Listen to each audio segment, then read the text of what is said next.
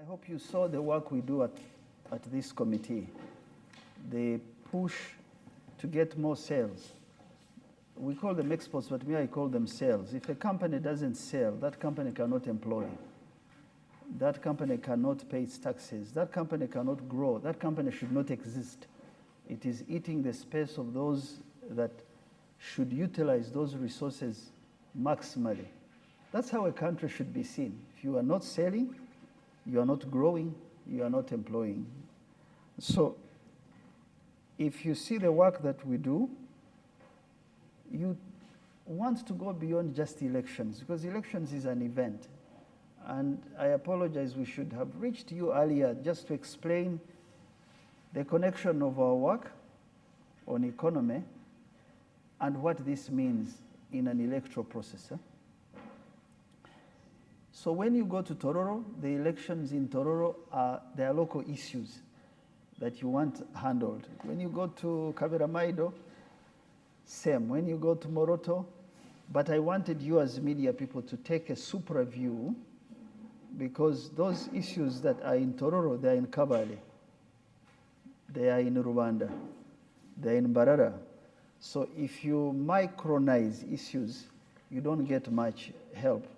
You need to take a look at the country and see where we are heading. So if I take Uganda, for me there are about 4 things that we are looking for in this election.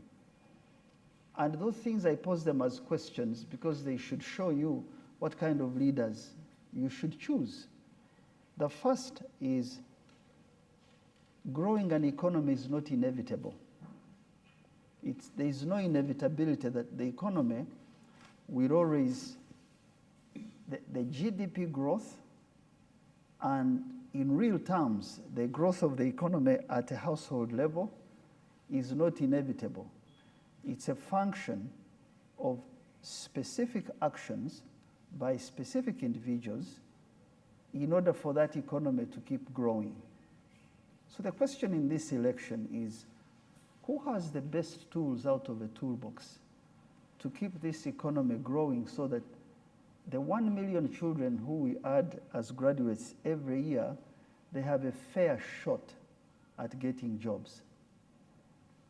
Why do I start with the economy? There is no politics if there is no economy. If a country cannot create first the necessary infrastructure for businesses to thrive, for businesses to compete and hire, that government or that country is eating food in the granary. It will end. That's why you see countries that have the economy is based on oil and gas. If there is shaking in prices, if there is any trouble on the global market, you have problems at home. Uganda's economy has grown steadily outside oil and gas. When we are speaking, I never talk about oil and gas. For me, it's like a windfall. When a windfall comes, it must find that you have a house, you have a store, you have a living room, you have a guest room. Hey, when a windfall comes, you say, how about we add another house? But if you are just waiting outside in the rain for the windfall, there is no growth. So the question in this election, who has the best tools, and what are those tools to ensure that we can employ young people who graduate? How do you employ young people? So you must convert, on average, more than 50% of your GDP into manufactured goods in order for you to have an economy that grows. I don't know if anyone has shared this with you. If you take a basket of goods, from bananas to coffee to soap, the things you use or drink or transportation, if you have raw material in that basket of goods, more than 50% of those goods should leave your country or consumed in your country, but manufactured. Why is manufacturing important? Because It is the old world. People don't cease to eat even when they have internet. People don't cease to fall sick and need syringes even if they have artificial intelligence. People don't cease to sit on a border or in a car and move from one point to another, transportation, even if they may have money to fly first class.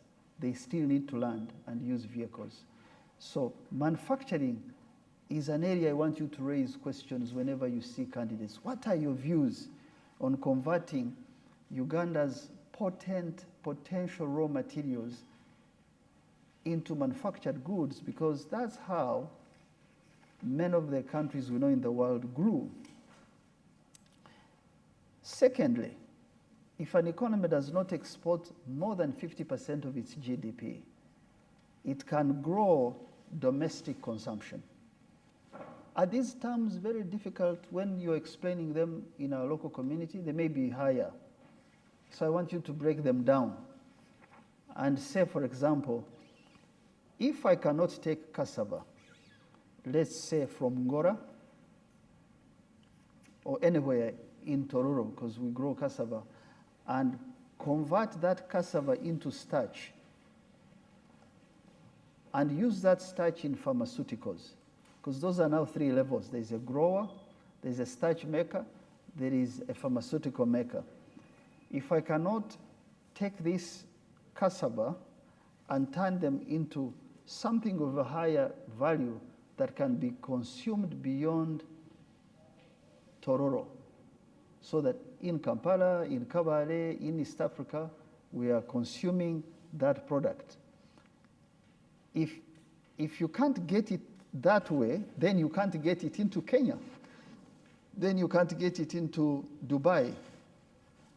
Capacity is built at home. And I'll share with you for us, as PASAID and as government in that sector of economy, what we plan when we're concluding this chart. So ask questions on manufacturing, ask questions on how much do we export out of Tororo or Bukedi, Stake regions, or Karamoja? How much could we do if we have capable leaders? Capable leaders are not the tall ones, or the handsome ones, or the beautiful ones, or the short ones. Capable leaders are leaders with thoughts, with profound thinking beyond an election. They think of generations. How do I build capacity now so that in 15 years, nobody needs to buy pharmaceuticals outside Uganda or outside my region? Nobody needs to take cassava that is not processed. So that's on economy exports. The fourth one on economy is household income. We are at different levels. A household must produce something that it sells beyond eating. And if 100 of us can sell to Rwenzori, just as an example, Rwenzori now introduces new skills in an area. I'm not saying things you don't know. Does anyone know how many people Tororo Cement employees that are local? I think you should check. They may have an external manager, but I'm sure the workers of Tororo eat food, Tororo Cement. They eat food from the area. They buy fuel from the area. When they fall sick, I don't think they fly to Kampala or drive to Kampala. That local economy that Tororo Cement holds, multiply it by 15 on crops, on products, then you see the value of manufacturing, on jobs, and household income. When I am able to sell bananas to Tororo, I have money to spend on school fees. I buy mattresses.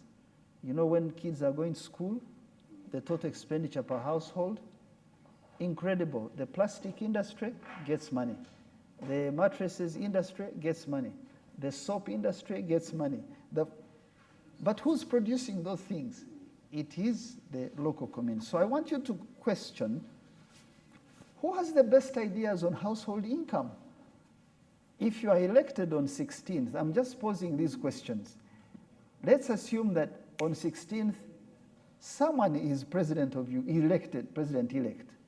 What's your plan to make sure that the people of Uganda have more income than last year?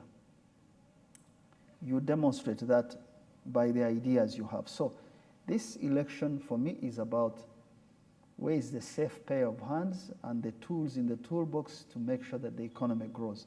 The second one is who ensures the stability and continuity of the institutions we have grown to rely on to trade, to go to school, to employ people.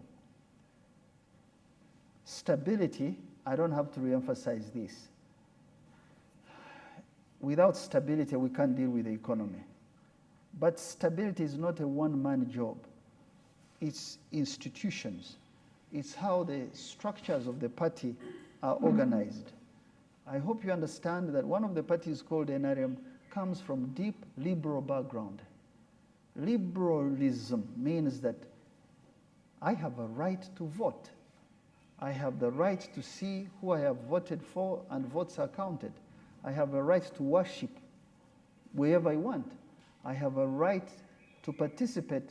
These rights carry responsibilities, but they are not inevitable. They can be taken away. They can be destroyed. I am sure you know some countries not far away from our region where they know elections happen. Those countries have governments, don't they? Yeah. So for me, I think in Africa, actually in the world, we have to balance whether people are happy with the economy and they don't want to vote. I don't know where I've heard that, but some countries in the Middle East don't vote. Don't you think they have leaders? There's another big country that is now a factor of the whole world, but the economy grows at 9 to 10%. It is the manufacturing powerhouse of the world, but people don't vote.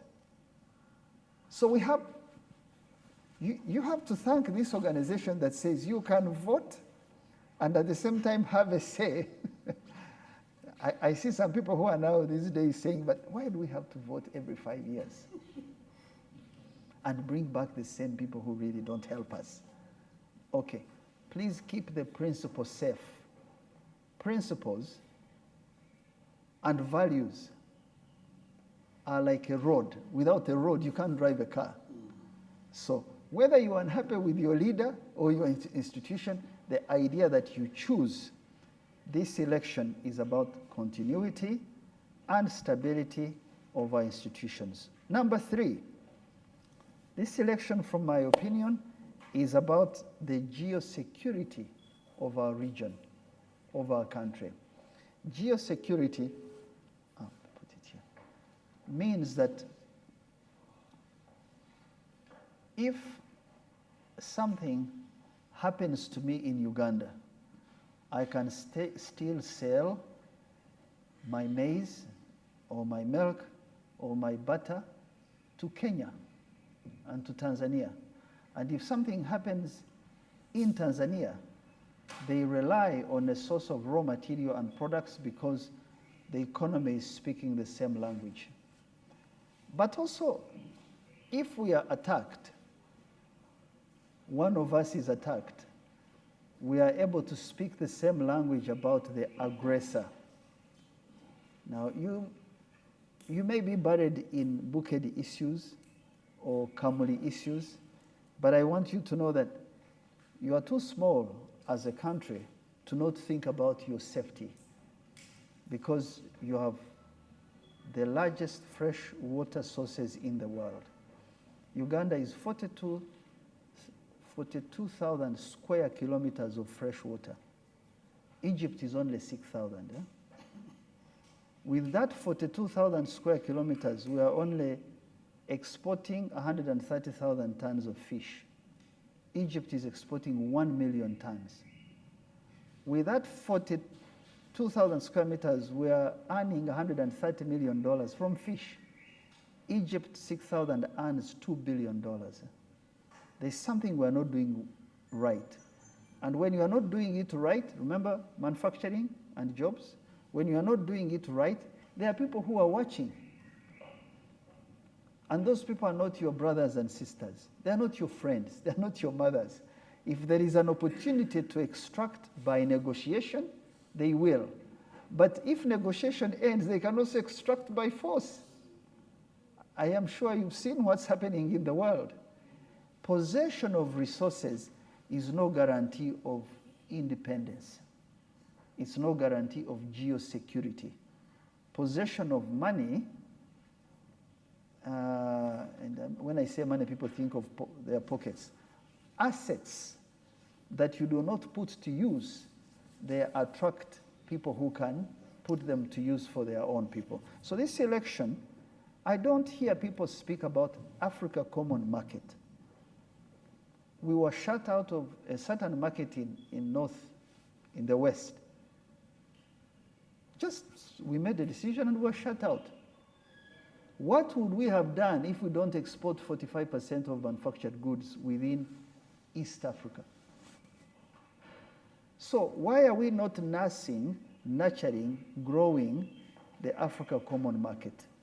Why are the people of Uganda, the journalists, the media houses not talking about why is it that we signed in 2018 an open door policy for Uganda Airlines to fly anywhere in Africa, but still wherever it lands, it has to pay $3,000? Why is it that, many things we do in Africa, why do I need a visa to go to Malawi or Zambia? You know how you remove that visa? When we collectively, when the economy grows and businesses really don't like borders and troubles, the voice of the people in Bukedi creates awareness for the common person. The common person does not travel as you, but you who travels, you have eyes, you bring knowledge, you bring technology. So I don't hear anybody speaking about the Africa market and the stability of Africa in a rapidly changing world. I hear nobody speaking about climate change. You think those things are far away from you. No, sirs, no, madams, they are here. The West is cutting roads through the North Pole to take pipelines from Canada to China. They are drilling oil in Alaska. Those things end up with pests here and floods and rainfall patterns that change, and we can hardly manage them. But if you have leaders who are focusing on my seat, just my seat, do I secure my job? You can put your ladder on a wrong wall and you find that the world moved. Which brings me to number 4. So we said economy, stability, geosecurity. Number 4, capable leaders. How do we find capable leaders? Or how do we deal with the issue of good governance? There is no nursery where people go to be trained as leaders, to become MPs or heads of states.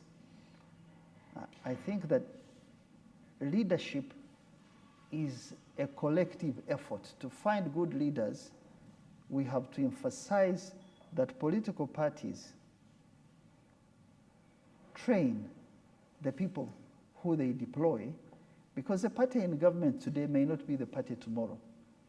Now, what happens if a party in opposition is empty-handed in terms of ideas? Or what happens when the party in government runs out of ideas? We must have a seedbed. The Baganda say that emiti emito yegumiza ekibira. If we do not emphatically, deliberately think about who and how to raise good leaders of our local governments, how are we going to handle budgets? How are we going to handle thinking around how to raise money as Bukedi region for its own roads and take a bond backed by government to handle infrastructure that works? For Tororo, I'm using Tororo as an example, because good ideas don't always come from the top. They come from leaders who are nurtured very well. So I want to stop here. For me, one thing to end with, a look ahead. For us as this Committee on Exports, Our effort now is we dealt with the markets. We have dealt with the issue of standards. The UK just last week put a ban on our chilies. Has anyone heard about that? Chilies, Kamulari.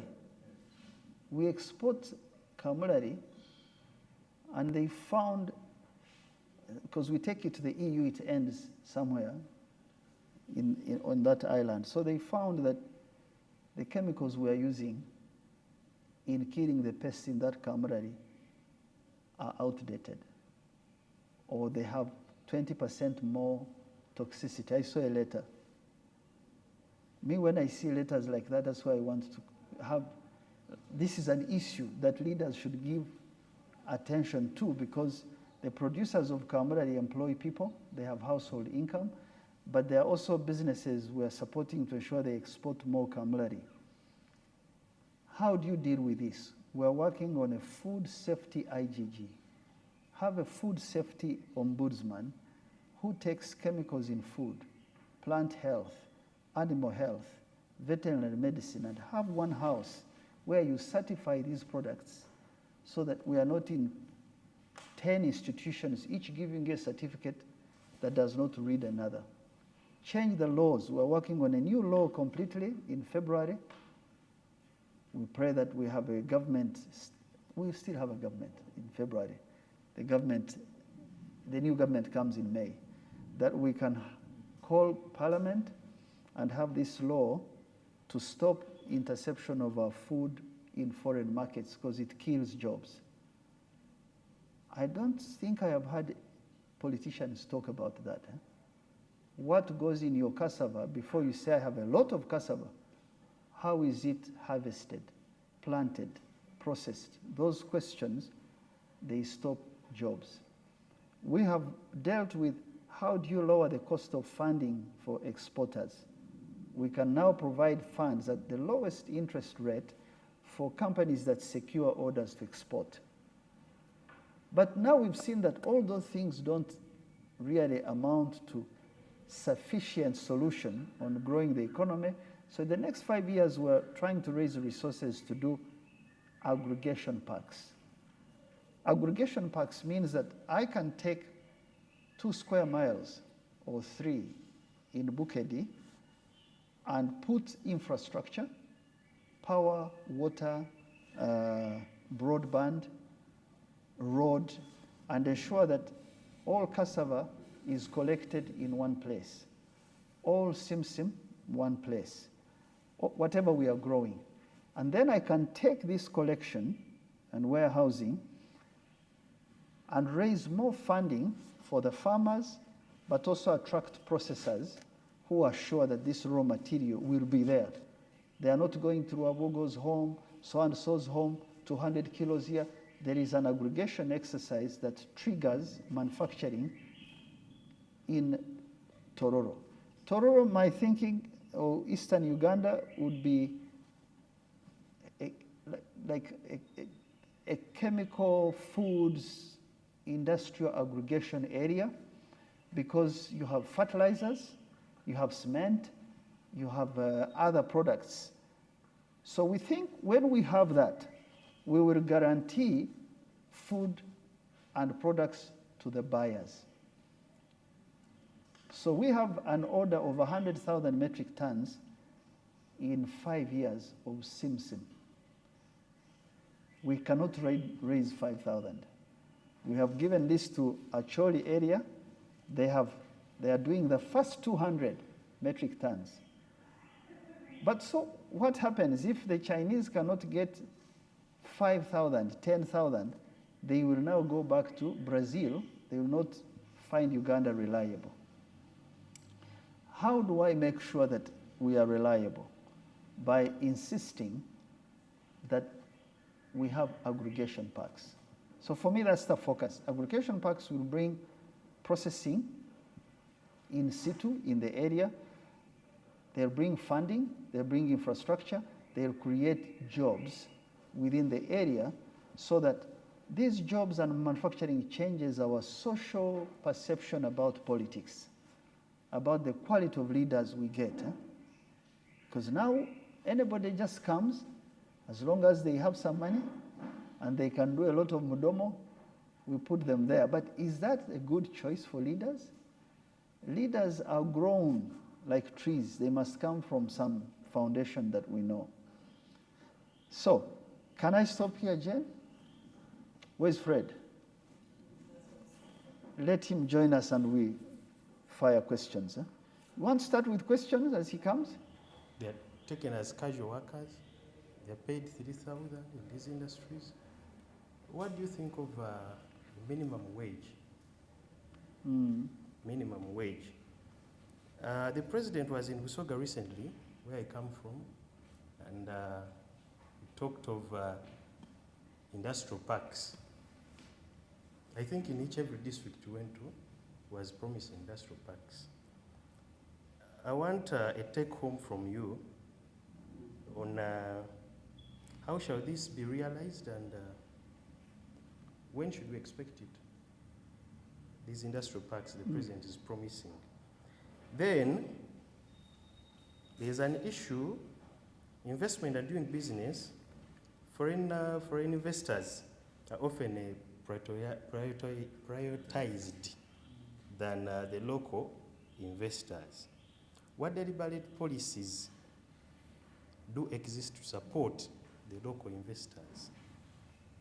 I think lastly, are you intending to work with education institutions to train the skilling part of, to impart skills that are needed in industries? That is my last question. Okay, can we take 3 questions, we answer, come back? Let's take a second one.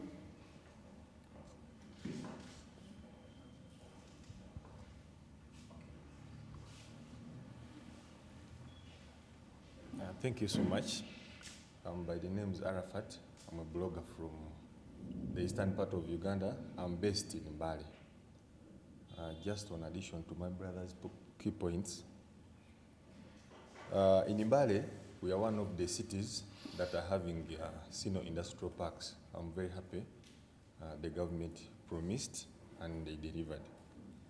One of the challenges that Sino industrial parks is facing, low salary, as he talked about. People are getting peanuts of money. Now my question here comes. The government. You know, I want to know how much is high salary or how much is low salary? But it's okay, I'll answer. My question. In other words, what money is enough money? Continue. My question here comes. Before I go to the question, I think some of the challenges that our people are facing, some of the challenges that our people in Mbale are facing about the Sino Industrial Park, people are not feeling like, how can I say it? People are not well trained, or they have, let me put it in Luganda, tebabagaliza chintu kyabwe, oba tebabasomeseza kwagala chintu kyabwe. Not owning it. Very good. That is the challenge that people are facing in Mbale. They feel like they think it's more owned by people from outside the area and the ETC. Now, my challenge to the side of the government. I think us as bloggers, influencers around the East, why is it that the government is not using the influencers, bloggers, to lecture these people the good things about the industrial parks? Why is it that bloggers, journalists, as the way we invited here, to lecture us to go and lecture them? We have never gotten a chance to be invited at Sino Industrial Park. They lecture us the good things about Sino Industrial Park so that we can go and lecture people outside there the good things about Sino Industrial Parks. So Chairman, I beg you to tackle on that point. Thank you so much. Okay. Take a third one, then we'll answer. Okay, thank you very much, Chair. Once again, my name is Davada Yusuf from Busoga Royal Radio, Busoga Sub-Region, Jinja District. For the presentation, Chairman, the chain of production relies on agriculture. The biggest percentage of it begins with agriculture, production, manufacturing, then to export. In Busoga sub-region, the farmers are challenged by the fluctuating prices that do not favor them or give them courage to go back to the gardens per the different crops that they engage in. How are we going to handle this, or how are you going to handle this such that the products that the farmers are producing have prices that give them courage to go back to the gardens? Still in the same line, we are talking about the prices being unfavorable, but the cost of production is high. When you look at the fertilizers and all other items that are used to make sure that a person harvests from his or her garden, how will that be sorted? Because I'm very sure that if a farmer goes to the garden and is very sure of good prices at the end of the harvest, definitely that person won't be forced to go to the gardens, because he or she will be much aware that after him toiling, at the end of the day, the take back home will be good. So how will that be handled? The first one is peanuts, and I think who raised the peanut salaries? Huh? Yes, low salaries. Low salaries are a function of lack of competition in manufacturing. When you have one factory, okay, Mbale used to have something called ATM. Were you alive, some of you, when ATM was there? It had Bugisu cooperatives. It had ATM, which was a textile plant. Mbale used to be the cleanest town in the country until 1978. Mbale used to be a place like places in Greece where you go if you want to get fresh air and be healed from asthma. You go there in Wusedan, in Sironko, and stay there and drink very good Arabica coffee. So I know a bit, one or two things about the region. In my language, we say that if you're coming from underground, you really don't say, this sunshine is too low. Because when you have one manufacturer doing one product, he has a monopoly on how much he or she can pay versus no one. So let's start from there. When the government has attracted me to do something,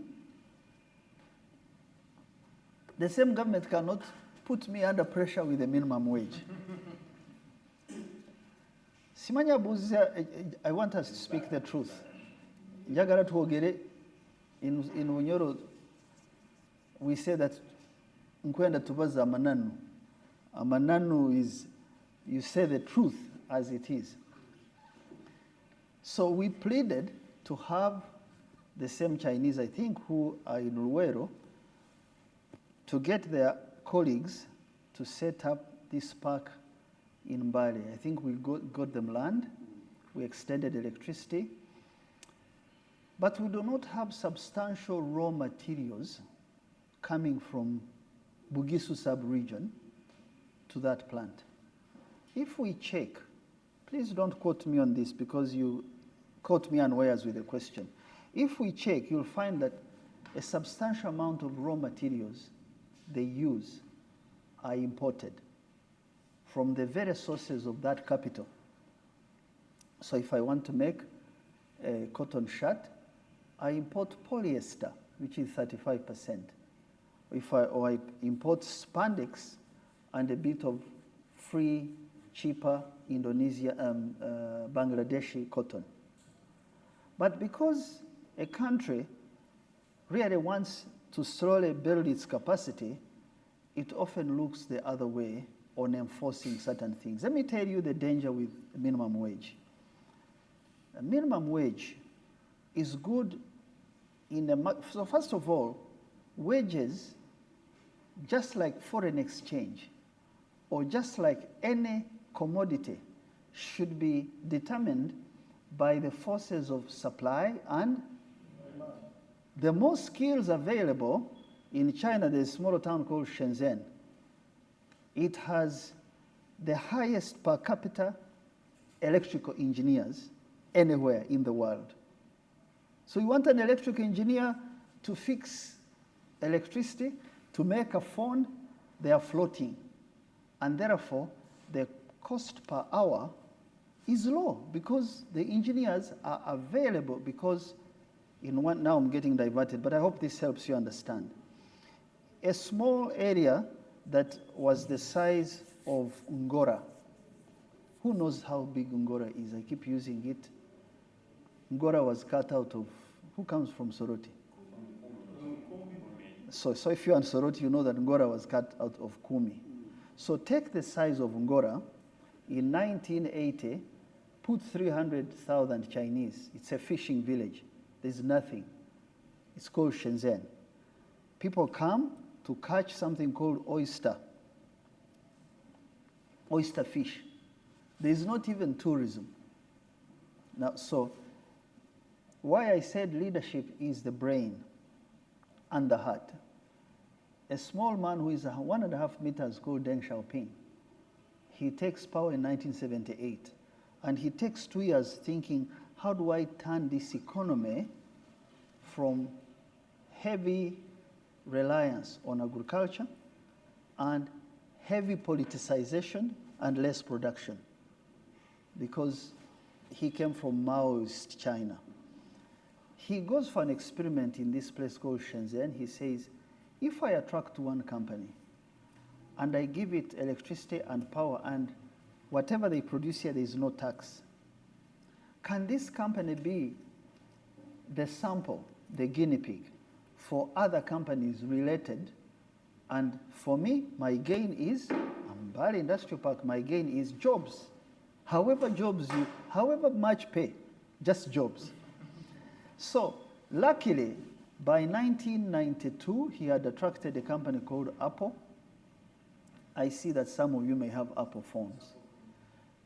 But it was not even Apple. No, it was a company called Foxconn from Taiwan. Foxconn had taken a contract from Apple. You see, so you see the Mbale man, he's not the main man. He also has another man behind. You understand? He cannot raise the capital on his own. But that's life. That's what leaders or people who aspire to lead need to know. So he sets up a campus on 500 acres. He says, I'll make Kabiriti, the older phones which did not have internet. He makes them within about 5 years. Every day, he needs 78,000 kilograms of cooking oil. So they go and say, who are the sunflower producers? We have a market. So 78, they collect from whoever makes cooking oil to supply this plant. Every day, this is when I last checked about 10, 15 years ago. Say, the Chinese eat a lot of pork. So no, I hope people don't misunderstand this, but in China, on average, they store 600 million metric tons of pork per year in their granaries, so that if there is hailstorm, if America attacks, if anybody disturbs them, they can go and feed their people. Why? Because they are not like you. Just look outside. It's shining, it's raining. You can go and spend the night at your relative and eat a meal for free. There is no hunger here. And often hunger promotes creativity. Adversity creates what? Now, but when people are, bakuitachi mu Luganda, when you are, anyway, I don't want to get diverted. So, he said, how much pork is needed in this place in Shenzhen every day? One company, 40 metric tons per day. Who are the producers of that product? Ship it in. Then they checked how much rice every day, 60 metric tons. You remember what I told you about aggregation parks? So within about 5 to 10 years, that company was employing 300,000 people, giving them small amounts of money. Last year when I checked, that same company, Foxconn, during COVID, there were workers rioting from Foxconn campuses. That company employed 1 million people, one company. So when this succeeded with a phone, another company that makes gadgets that rely on cameras called DJI. You are all in media, people. Who knows about DJI? If you check this thing I'm wearing, it's made by DJI. DJI came and asked, you people of the phones, you use some gadgets like cameras, which we also need. So we need the same raw material like you. Can we use the drop-offs from your company? Of course, we'll sell you at a cheaper price. That company, DJI, now makes drones, commercial drones, weddings, these things you see, same. They added another 400,000 people. So when the two companies now concentrated in Shenzhen, all of them are training engineers. All of them are pulling broadband. All of them demand food. The third one said, I want to make electric batteries for vehicles. I think its name is BYD. BYD started with making batteries. Now they make, it's the largest company in the world in making electric vehicles. We are asking them in Uganda to come and work with us in Kira. Why did they come there? Because they are engineers, there's cables, there's ecosystem. I can go on and on and on. A small experiment that starts like Mbale Industrial Park with good, capable leaders, locally grown, nationally knowledgeable, right? Will turn Mbale Industrial Park into the better salaries you're looking for, into more factories in the ecosystem. So rather than worry about the minimum wage, because if I put a minimum wage for Mbale, let me tell you, I must also put a minimum wage for a domestic worker. Because we are all workers. The one you go avudde Masaka, nanyonga, n'omuyingize kawempa akole mu ffumbiro lyo. I hope you understand some Luganda. Naye ajja kusaba ki? Because the law is blind. The law is the law. So when you put a minimum wage, make sure that the forces of demand and supply are at a level that the domestic worker, the service worker, the industrial worker, all of them can be fulfilled. So what the president is proposing, if I can just, to close this question, the last conversation we had with him during the manifesto preparation, this is a major issue now. Why is it a major issue now? We thank God that Uganda's economy is changing. There are many more workers working in factories asking for minimum wage. There was a time when ATM and Bugisu Cooperative, they are the only ones. Whatever they give you, go home happy. Now, across the country, in Busoga, sugar companies, people want a minimum wage. Go to Mbarara, the tin mining company. So the economy is changing. So he says, how about we have a discussion with employers and employees and government in specific sectors, not all sectors. Because if I left my home and I'm earning 100,000 a month and I have to pay school fee for the children, I'm in Mbale, I cannot concentrate. But that 100,000, if you give it to me in Kisoro, where I live in the house of my relative, it's all right.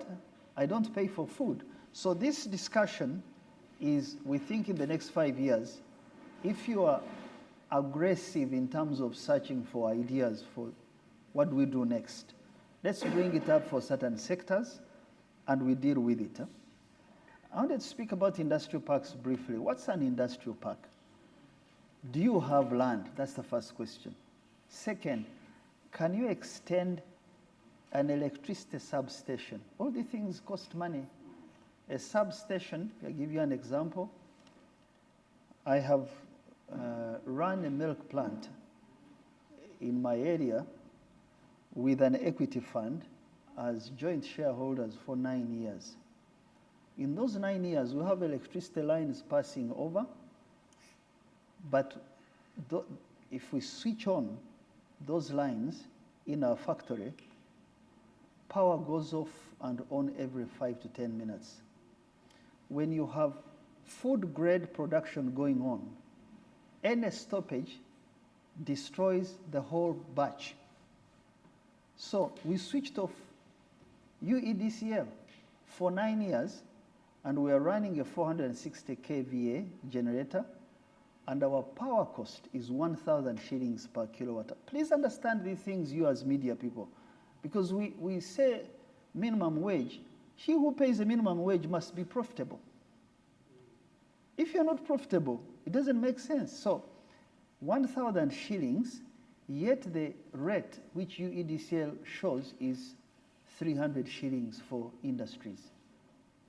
Now you tell me, the milk that comes out of there, will it compete with New Zealand? Will I employ more people? Now we employ about 100 people. Suppose we had this electricity at 200 shillings and we had broadband. I would employ more people by buying more milk every day than what I am doing. That goes for maize. It goes for coffee. It goes for cocoa. It also goes for media. Because an economy that is manufacturing will buy a lot of media and advertising because the society is consuming.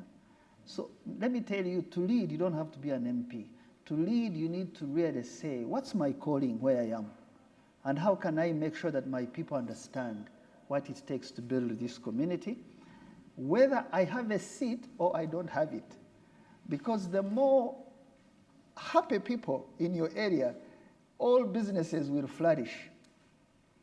Now, there's no guarantee for good leaders. We have seen developed countries produce foolish leaders, but they can afford foolishness because the institutions are strong. For us, we can't afford muzanyo. It is impossible because if I just close my eyes, we will close the factory. I have to make sure that you have a substation. So an industrial park requires electricity that cannot go off because manufacturers won't come there. It requires very good broadband so that we are able to collect data and transmit this to customers, vice versa. So an industrial park, if you look at the budgets for electricity, the budgets for land compensation, that's one of the most expensive ones. You look at water, you look at broadband, you would not ask, when are these industrial parks done? I am sure that you need to look at the budgeting for energy in Busoga. Then you can say this allows us to produce a product Y here or not. Again, look at the land. People now, compensating people on land is a business.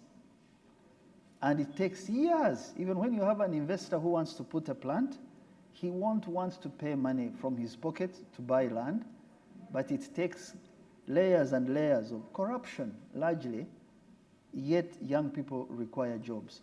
These are things we need to deal with education and enforcement. Now, so what I can promise you is to remind the president once he wins an election where he made promises of industrial parks. Very important that we follow through, but also give us leaders who have some capacity to follow through. Because what you're asking for, Chisoro wants it. Number two, if I can have resources for an aggregation park, it will give you many industrial parks in one. Because it is not a problem to transport something from Iganga to Kamuli or from both places to Jinja, as long as this is a commodity for production. You have seen maize coming into that company called the Hus in Jinja. They are getting soya, they are getting maize from other parts of the country, but they are looking for maize in Busoga, it's not enough. They are looking for soya in Pocha, it's not enough. So let's have more factories in aggregation parks. We'll deal with wages, we will deal with issues of why am I getting peanut and my child has to go out of the country to work to bring in money. Prioritizing local investors. Have you read the UIA statute? For a foreigner to get a work permit, you know there is pay. I have jobs that are not able to be done by local people. I have 2 people who I'm paying a work permit for, so that in 4 years they can train workers. Is there a work permit for a local company? No. Now, for you to get an investment license as a foreign company, I don't remember the money, but it's about 10 times higher than the investment required for the license for a local company. The prioritization of local investors is there, but you have very little capital. You have a lot of assets, but you don't have cash. So other people don't have major assets, but they have a lot of cash. They come in the country and exploit your assets. So my issue on prioritization is perhaps start a business that exports something. For me, where I work now, we will not prioritize a foreign entity in giving you funds at less than 5% to export posho to Congo, to export eggs to Kenya. If you are organized company out of Busoga or Tororo, we will do it. That's a way to quietly support local entities, because the other foreign companies come with large borrowed money. Does that make sense to you? But you don't also have to export. There are funds for youth funds. Don't you know those? Women funds. PDM. Don't you have PDM in your area? For the lowest of the lowest, $1 million shillings or $300 for someone who has never held $10. It's good money to go buy some chickens and start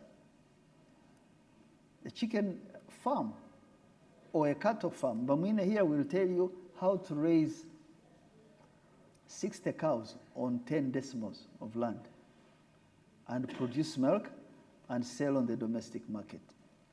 So I want you as media people, to provide some deeper explanation. Don't make our people lazy by thinking there's a way government will put money in my pocket, or there's a way my MP will help. Your MP, you will have him now before he's elected. After that, he will come for weddings and funerals. But he will not put knowledge in you on how to raise your own enterprise. I think Arafat raised the question of ownership. Who should provide a sense of ownership for a factory? How do you own something when you gain from it? So I want to know, where are those young people who are employed in Bari Industrial Park from? They are from within. Do the leaders of the area know about these young people? If I can first get raw materials from Uganda, because you see, these people bring subsidized raw material into their factories. The ones who, so if I get a market in Uganda for supply of bottles, I go to a bank in their country, I borrow at 1%. That 1% is to say, we can dump our products because we have overproduction. So some of the things you see them, you think, there's no Mother Teresa in the business of building a country. I'm telling you, there's mathematics behind it. You give me land, give me electricity, I will bring cheaper money, and I want to sell products from my country. I will sell them as raw materials, right? Because your cotton industry is not fully developed from lint to yarn to fabric. There are gaps. You go to Lira and see. It's very good cotton, but that cotton is not sufficient to assure 2 factories that are here in Kampala to bring in the necessary raw materials, and the government has put money in one of those companies. They have removed taxes, but your capacity is still limited. So you have to close one eye and allow these people a window, but do it with smartness and say, this one stops at this stage. Before they can get there, they will give you, this Cafe Javas did not start with these things. I used to go there, they just go, they give you a cup. Now you can see that they are progressively improving because they have gained scale. They have about 10 restaurants here, and in 1 kilo of coffee, 1 kilo of coffee, they sell 80 cups. They make 1 million shillings. How much is your kilo from Sironko? 10,000. So a business has to gain scale, and when they gain scale here, they are now in Kenya. They are giving companies in Kenya a run for their money. It's a Ugandan company in Kenya, but that one of Kenya is for Kenya. We are happy that, you know, Ugandans are improving. Please don't be. I know of a Ugandan company. We used to import Coca-Cola, Pepsi-Cola in 1988, and a type of beer called White Cup. They are all young, they don't know White Cup. If you find someone drinking White Cup, but it's because ginger is not functioning. Now there is no more White Cup. We have our own local brands. There is no more musicians from outside. We have our local musicians. Quality is like marathon. We will get there. So there's a Ugandan company that has now bought Pepsi-Cola Kenya. Imagine, we used to, so it's a small gain in the region, but we feel that these companies are growing. These companies are growing. So let us make sure, first let's find land for these industrial parks. Let's work together on money for substations and water. Broadband, you leave it, maybe it will come. People will go to the satellite. Once you have that, now you have knocked a bit of the risk on how to produce in Mbale and ship to Mombasa. Remember, you have 1,000 kilometers. Your neighbors have already arrived before you set off. When you are building a country, it's like building your family. You prioritize. You see the things that must be done in January, must be done next year. Sometimes you really, really, really want to do something now, but you don't have capacity to do it.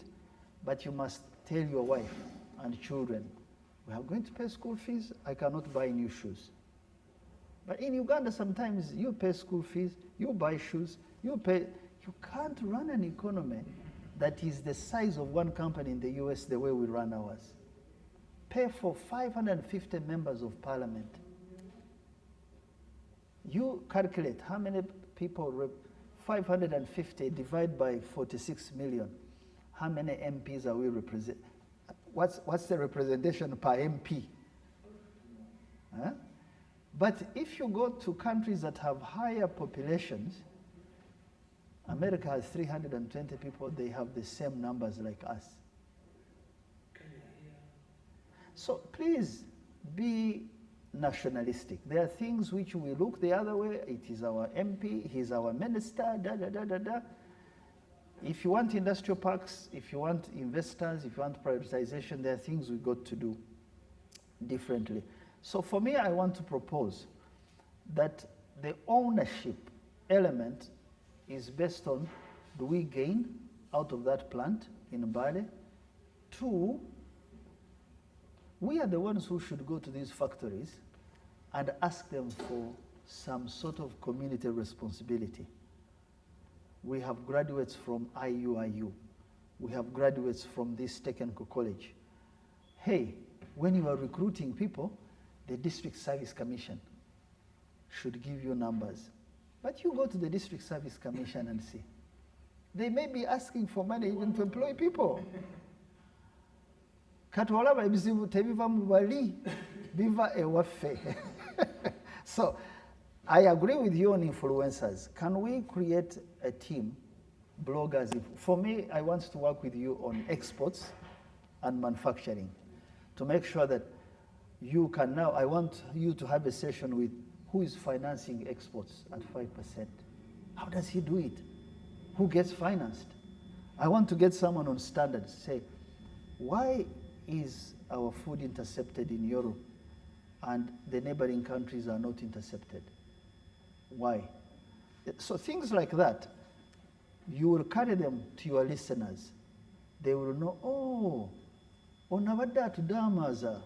This one is just telling us, this is why we can't sell cassava. No, no, no, no, we now need this kind of leadership. Who knows? You could be the leaders we are waiting for, hiding or quietly working in the media houses. You have seen someone out of you will be a mayor, but a mayor with knowledge and understanding and a heart to raise all the boats. That's what we are looking for. The prices of commodities fluctuate in Brazil. They fluctuate in Ghana. Why? Because commodities are unreliable, that is perishable, that you cannot refrigerate, that it dies, like our pineapples or fish. At least the fish that is refrigerated goes out of the country. But can you harvest fish and keep them on the road for 1 week? That's why tutunda ebigenderako mangu bei dondolo kubanga kati kifa kivundu. If we increase manufacturing, I want to tell you this fact. The large American and European buyers of commodities would like to keep you selling them commodities because they aggregate, they have ships, they have ports. They can store for a long time and sell where the demand is and pick where the supply is. It is you who has to say, no, we will sell 500 metric tons of coffee annually, but let us convert 10% into roasted coffee. Why? Because we are importing 40,000 metric tons of instant coffee. These tins you open, 40,000 metric tons, if I can convert half of that in Mbale or in Mityana, I will increase domestic consumption. Remember when people consume their product, like Ethiopia, you are not too dependent on commodity changes. Secondly, if I can attract people who assemble coffee machines, you know the machines you see in Sheraton in restaurants? That machine here costs 20 million shillings. Very few businesses can afford it in hotels. But what if it's assembled here at 4 million shillings? It means you can go to Total or Shell, you find a machine there. Some of these things, you see them when you drive. There are places where I stop and I find a young man standing near a coffee machine. It has coffee, chocolate. You pay them 10,000 shillings a cup, like this one. Here in Mubende, there's a place I stopped recently. I said, how many of these do you sell in Total? He says, on average, a day, I make 400,000 shillings. I said, what's your cost? He said, my cost is 20%. The rest is my. But what if I made these machines available everywhere? Means that people will drink coffee, young people will have their jobs. So you have to think laterally in order for you to end the issue of fluctuating. If you are selling raw commodities, whether it's gold, they will still fluctuate. Please convert that gold into some watches, some pharmaceuticals, some rings. Where do you think gold, when they go to the souks of Dubai, what do they do with it? They make necklaces. You can make those here. If you insist, and the president has been right, he has insisted, take out nothing that is raw commodity. So now gold has 7 refineries, but it has middlemen there causing a lot of problems, shooting people, lying, cheating people. Instead of organizing the industry, we are fighting over who can. I go grab what you have, I go sell it. As peasant mentality that destroys good leaders, good thinking. We are exporting tin out of Chikagate on the border with Tanzania. But we had Mwirasandu in 1945. Mwirasandu was mined by Germans in Tungamo. Mwirasandu in Runyankore is Omwirashando, where people were fighting. But you can imagine 70 years later, we are taking this and making tin and selling tin at 40% more than we were selling raw commodities. So I want to invite you into a room that is very cold and lonely, where you have no friends, where you have nobody who understands you. That room is called leadership. If you want to change things and you want to be friends with this one, you want to please Bamwine, you will never. You have to say, okay, what am I going to do in the 80 years or 100 years God has given me? If I'm a mayor, no, we can't live with these markets. We have to fix these markets because more tourists will see this and come if it's fixed. Finally, the cost of raw materials, fertilizers, are high. Yes, very true. The prices are fluctuating, but the raw materials, why are the raw materials high? We have been importing fertilizers. We are very limited users of fertilizers in Uganda because of this weather. But when we began using them, we import them. I imported fertilizers until COVID locked us up down to produce maize. Maize makes silage for cows. I left it. I had to go and use chicken droppings and mix it with other ingredients and put it in the maize. And my maize was burnt because I didn't have extension advice. This is a very educated person. You see how highly educated fools. You say we are farmers, but you don't understand what you're farming. I had to step back and say, you know what? How much protein is needed for each of these cows? How much carbohydrates? How much walking are they doing? So I took out from a herd of 110 cows, I call them Super 10. I said, these ones, you don't walk too much. You'll hear Bamwina's story. Let me plant soya, pak chong, which is like a kisagazi, and also put maize and get sukari guru and first feed the 10. I took a cow that was producing 7 liters a day to 12 liters. Then I knew that the problem is not the cow. The problem is njogala luzungu lungi naye simanyi kyakukola. So now I am very humble. I say, people, let us now make sure that this fertilizer issue, if I don't have it, let me try something else. So Uganda now has 2 fertilizer plants. The price of fertilizers is going to come down. We attracted one of the largest fertilizer makers in Kenya and Tanzania. He's a Burundi fellow. He's setting up a fertilizer plant in Kampiringisa, here in Mawokota. Kampiringisa is in Mawokota. And we have asked him to use cow dung, chicken dung, the things which are available, goat dung, and mix it up and do a first trial with tea growers. He has done it with tea growers of Igara, I think, and Bitiana.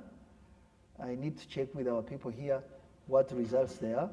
But the tea sector had gone down because of fertilizers. He's very right. Now, we only had Dong Song. And you know Dong Song in Tororo, too many problems. But at least now I'm told Dong Song works.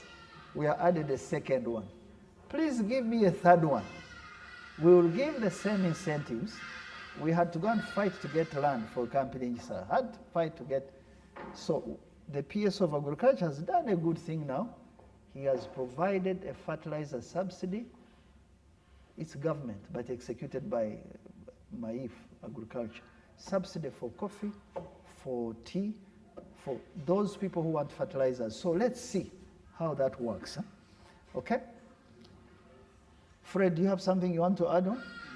Can we take 3 more and close? Change the perception of local products. Two, we have heard about export funding here. How does it work? Is it something that our local people can benefit from? For us from the border district of Tororo, is it something that we can explore? Is the jam, the traffic jam at Malaba, Tororo. Most of our traders deal in the fresh fruits, but you find that somebody has loaded maybe avocado, loaded lemon, has loaded mangoes, bogoya from Bali, but a truck to cross the border takes 3 or 4, 5 days. By the time it crosses, all this has perished off. As Are you sure? 5 days to cross? 5 to 6 days. But a chairman, no, crossing going now, because these traders buy from Uganda. So the problems are on the Uganda side. The problem is on the Uganda side. The trucks are packed. Sometimes you can find a queue from Malaba up to Tororo. This is almost 6-7 kilometers. So a trader cannot penetrate with the goods he has bought from Valley, most especially Bogoya. These are things that take 3 days to drive. Mr. Chairman, there's also a concern about a small gate that was opened by the Prime Minister, because initially the gate was closed during COVID time. But when the Prime Minister came, they opened the small gate. You find on Saturday, people cannot cross. 2 people cannot pass that gate. So you find traders with so many things.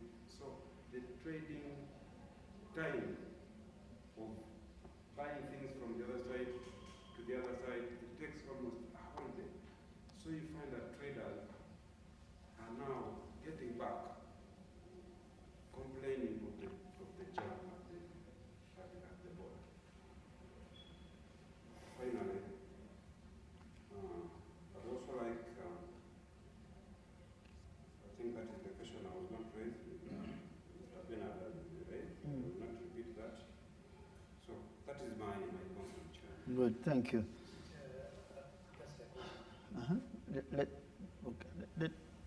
Is it different?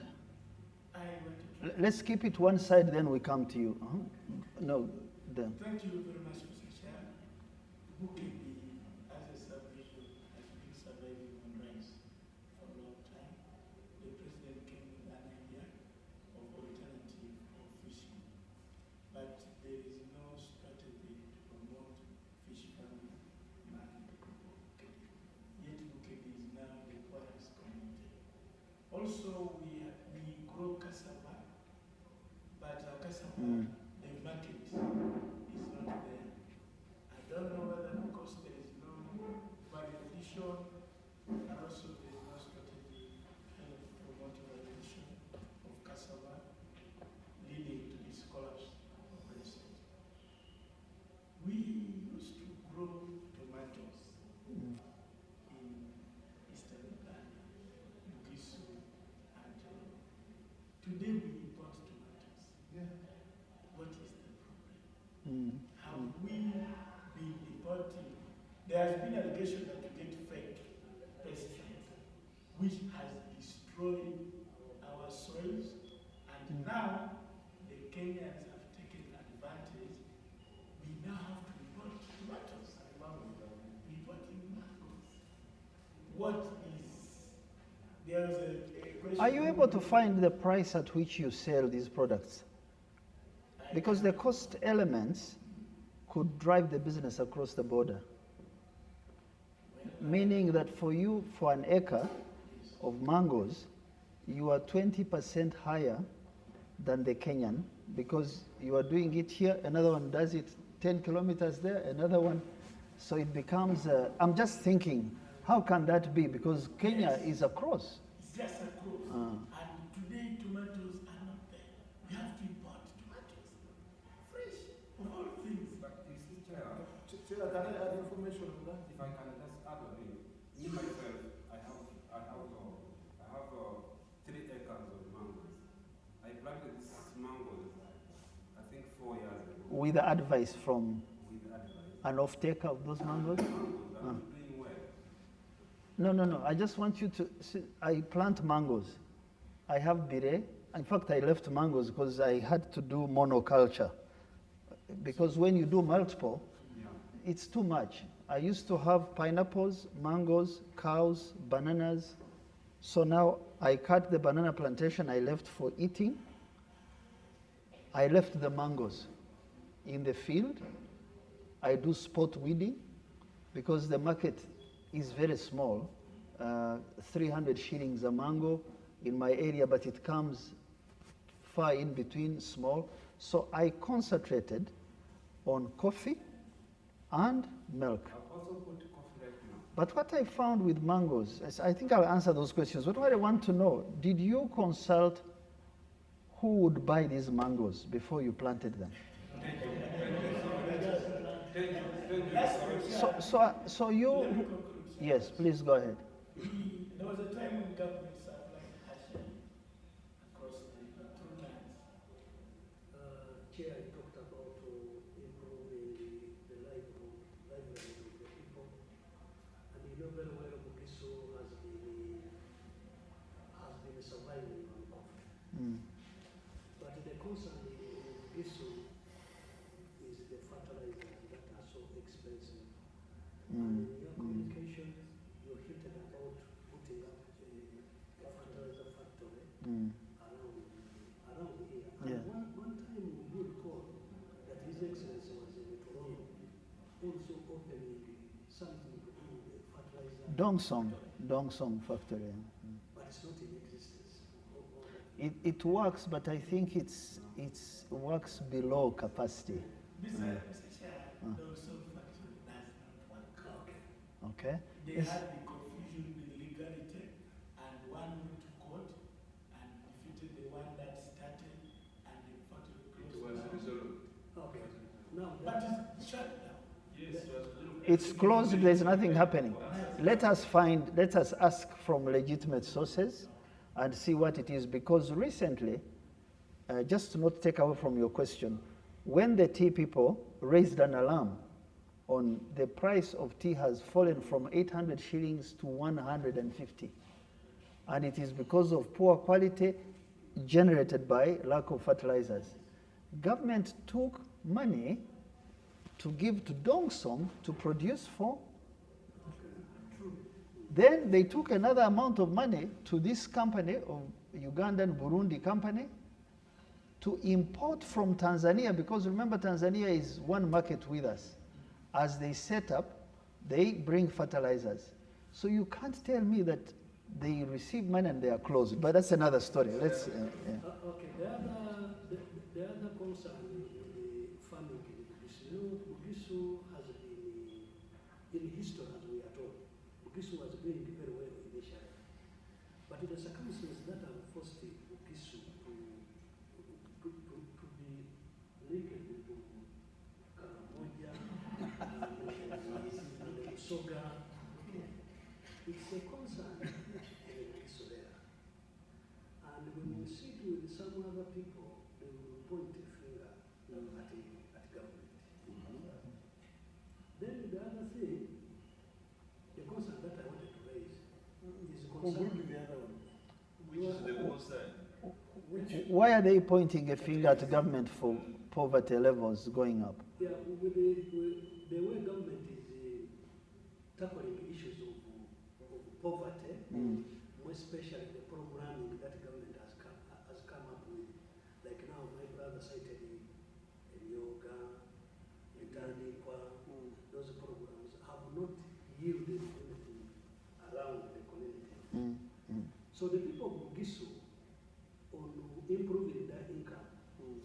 out of a cooperative bank, which was closed some years ago.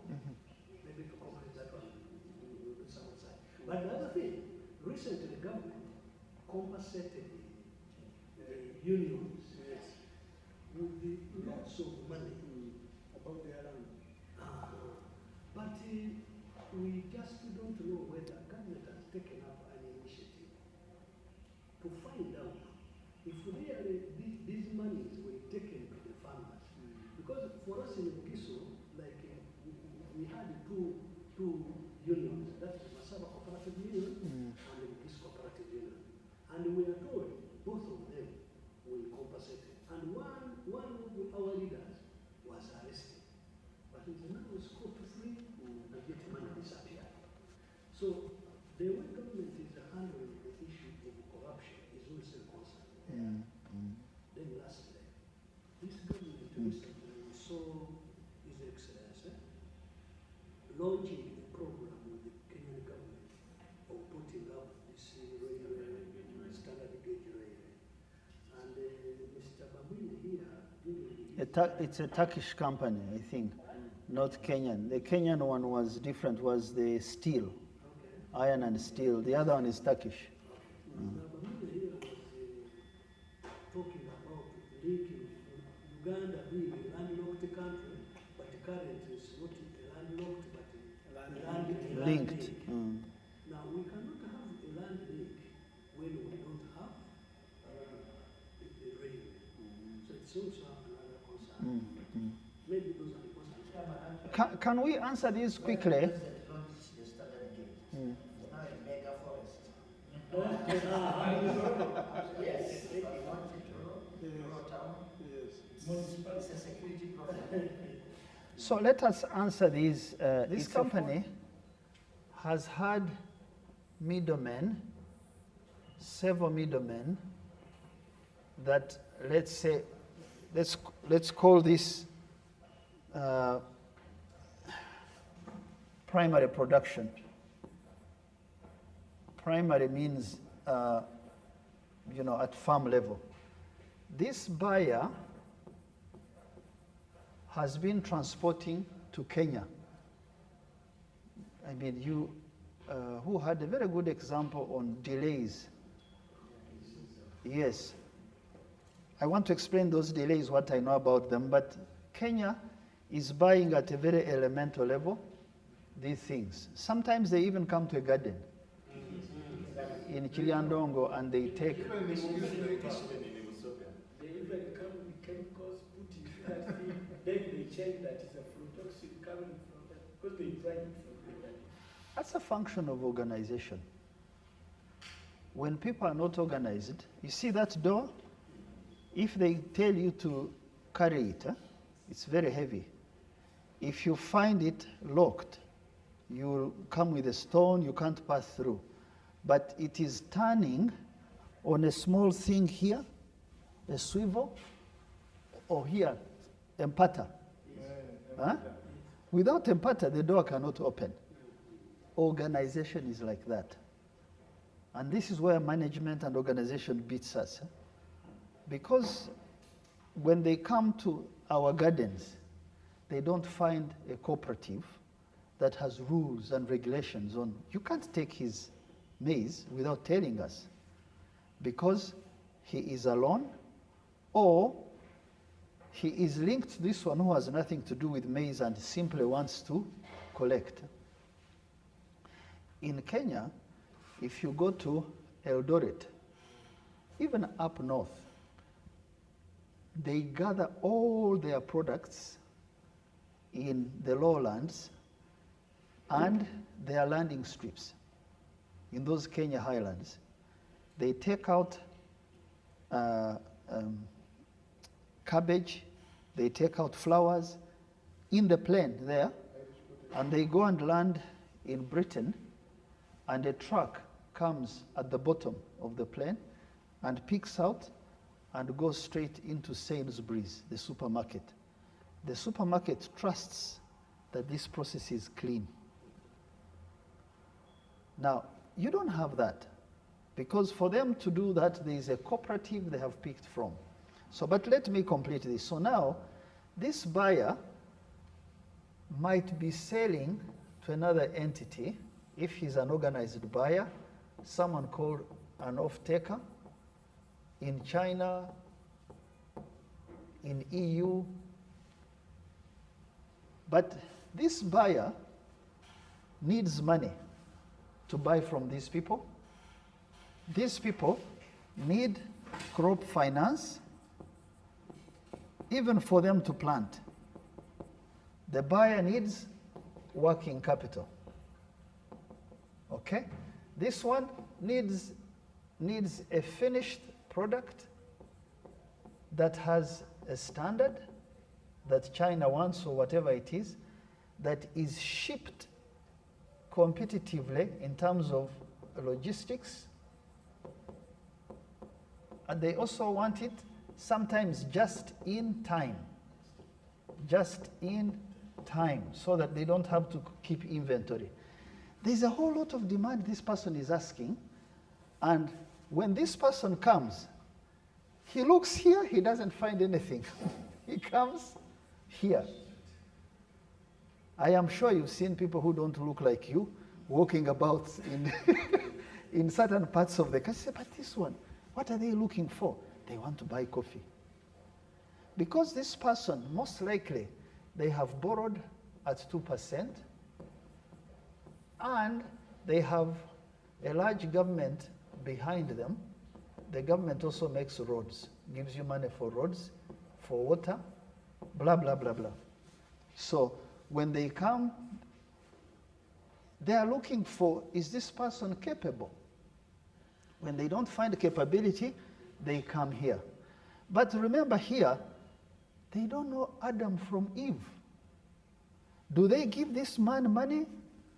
Will he bring them what they want in quantities? No. So now, if there are people from the East, they choose to take accommodation in a hotel, they spend 2 months studying. They study the local politics. Nga bakyali awo batudde awo oli najja, nze meeya. Weetaaga simsim. Bw'oba otampiseemu togifuna. Ah, okay.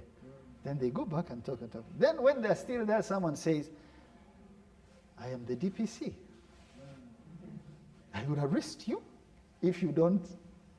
So they have all these people coming to them, and they don't understand how to deal with them. What is easy for them is, I give money. but did they come to do that? They came because this person is weak. So what we have done is say, here, let us insert a fund owner who can say, you person, what are you looking for?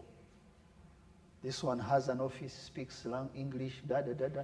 They can even go and check whether this one also is not Mufere. Then they come and say, you, what do you need to supply this one? Oh, I need da da da da da da. So, okay.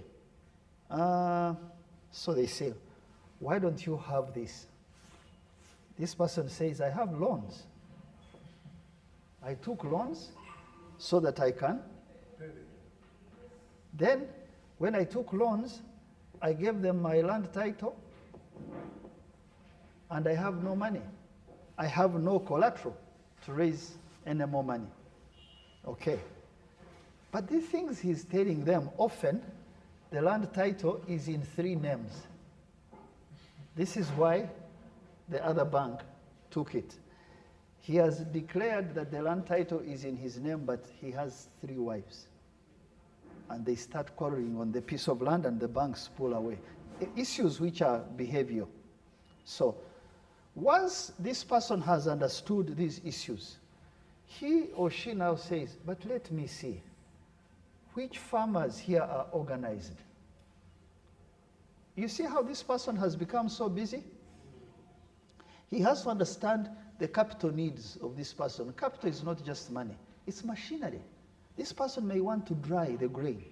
He may want to just give kase, not beans. This person is what you have in China, in America, in any country that developed. You've had something, it's called Import-Export Bank of China. This is it. You've heard of something called OPIC in America. This is it. They say, let's put our people because we want to sell to this and this one. So by creating this fund, we call it Uganda Exim Fund. It has a new MD, it has members of staff. They will come and say, we have understood the needs of the market. The market demands these things. You person, you don't have them. How can we help you to make sure? So what I forgot to tell you here, that there is another group hiding here called PASAID. It's actually not hiding. It is basically saying we are not in the money business. We don't know about money. We don't know who's borrowing. But we know this a bit. We also know why our food is being intercepted. So we will help you to understand, because I am in funds I am not in. Are you following me? My picture is getting too crowded. Me, if I am a fund manager, I don't know anything about standards. I need to refer to someone who can who can go to MAIF, Minister of Agriculture, who can go to Minister of Trade, who can go to Minister of Science and Technology and write letters and follow and say, there is a company here which must supply this market, but it's not getting support. It's a lot of work, but you never see it in the media. Why? Because what you see in the media is campaign looking good. Let me tell you, building a company that can take orders repeatedly and employ people is a huge undertaking, because behavior issues, foreign exchange issues. So this company has to lend in dollars because it has to be paid where? In dollars. But it has to convert some of the money to help this Y, because Y may be 3,000 farmers. What I'm drawing here, we're doing it with Simsim in Acholi and Lango. So we say, let these 3,000 come under who? One buyer. Let us know what the buyer requires to buy from farmers. Let us also know the standard required by these people, and let us help this person speak the right language to the buyer. Do not allow this person to go to come to the garden. But do you know how difficult this is? Because in the garden there is politics, security politics. Here there is a lot of politics. Most likely this buyer is on phone in Kampala. He wants to get money and deal with his other problems. Yeah? This does not have time for you. Brazil can supply him or her. So the purpose of this fund, why I wanted to demonstrate it, is it's really like Momoro Kamanche Baita Kota Pini. This thing that turns when if you remove it, the front and back wheels, the car has a good engine, but it's stuck. Our economy has been stuck because we lacked a bit of the quarter pin. If you go to UDB, Uganda Development Bank, wonderful institution, they will tell you we can do this. We will do it. So when you sit in the room, they say, okay, where is the land title? Okay, we send a credit manager. They come and check, they interview, they gather documents. That's 6 months. This man has left you. So when you get money in the 9th month, the prices have dropped. It's very difficult. So we are fighting hard with these people. After they settle down, they are also asking for land titles. Why? Because they say we have found people are not honest. They take money as if it's for export. Now, you see how problems come from leaders from down. Where do I go in Tororo to say this man took money and he did not pay? He is your friend. This other one is a candidate. Now, you come back, money, sentence out for day. You even arrest someone, put him in prison, 2 weeks, they are out. And they go against you who did it. So, I just want to stop here on this. Have we understood what we're trying to achieve? Industry. They are building the sector. Then they can now make money. The trouble with commercial banks is they want to make money in an underdeveloped economy. I take from Bamsute 24%. I'm secure. Then he has to struggle with how Bamsute cannot build a factory at 20%. He has to also go and do Kamyufu. Is it Kamyufu? Huh? What is this one? Kagwirao. I go and loan what I have been given. Kafuna. Now, the whole economy becomes financialized based on money lending. And you find young people betting at midday because there's no production. I stopped in Entebbe yesterday, just in Entebbe town. I do those sometimes. I say, let me see this bar. This is 3 p.m. I'm going for a meeting at the airport. I enter, there are slot machines. 3 p.m., young girls dressed with, half naked. They are playing, but they are looking at the back. This bar is attracting tourists who come and pick up girls, but they are pretending to be. So I said, God help us as a country.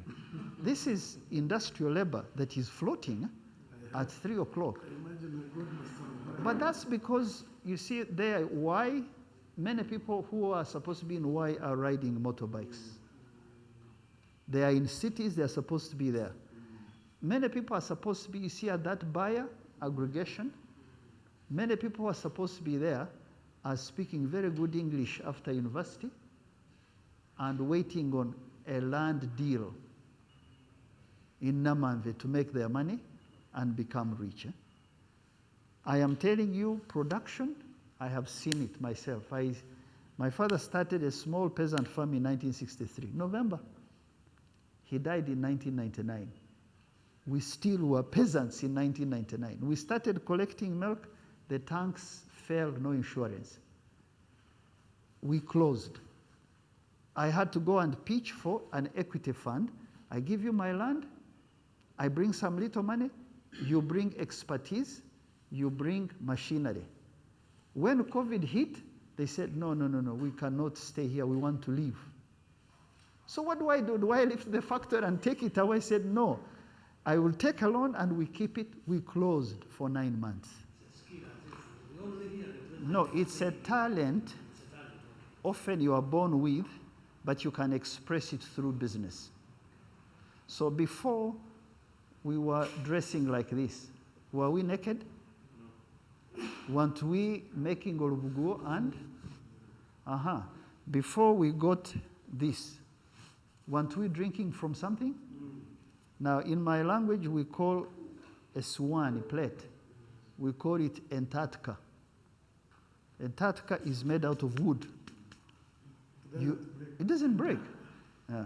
Then we call a spoon endoshu. They are all made out of wood. You know what happened? We destroyed those talents and we buy these plates.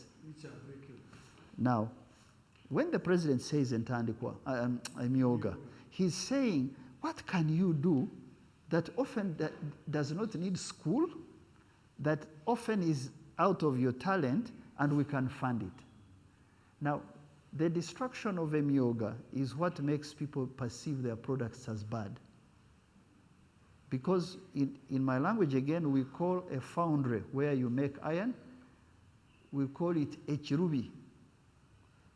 A child went with a father and they learned how to smelt iron for weapons. So he's saying, let's return those skills and finance them. The moment people see that I am wearing a shirt made out of Mbale ATM, Mbale ATM is still there? No. Okay, fine spinners. then people will stop buying things from outside if they can get the quality. And by the way, if you can advertise the quality on the internet, the way the Western companies do, it means that you have to take something from primary production to high fashion. It takes time, but the purpose of Emyoga is jobs, but also destroying negative perception on our products.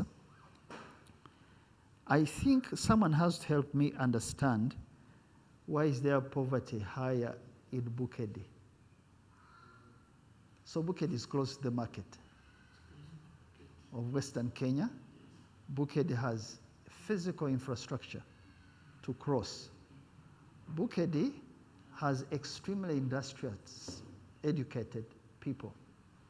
What is it?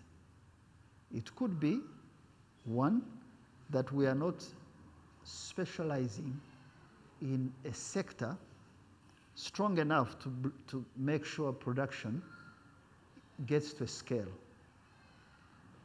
What product can one specialize in Bukedi? And go to the market, instead of planting mangoes, because I planted Bire, I planted Zireti, I planted Kagogwa. Kagogwa is for just eating because it has fiber inside. It's not good for processing.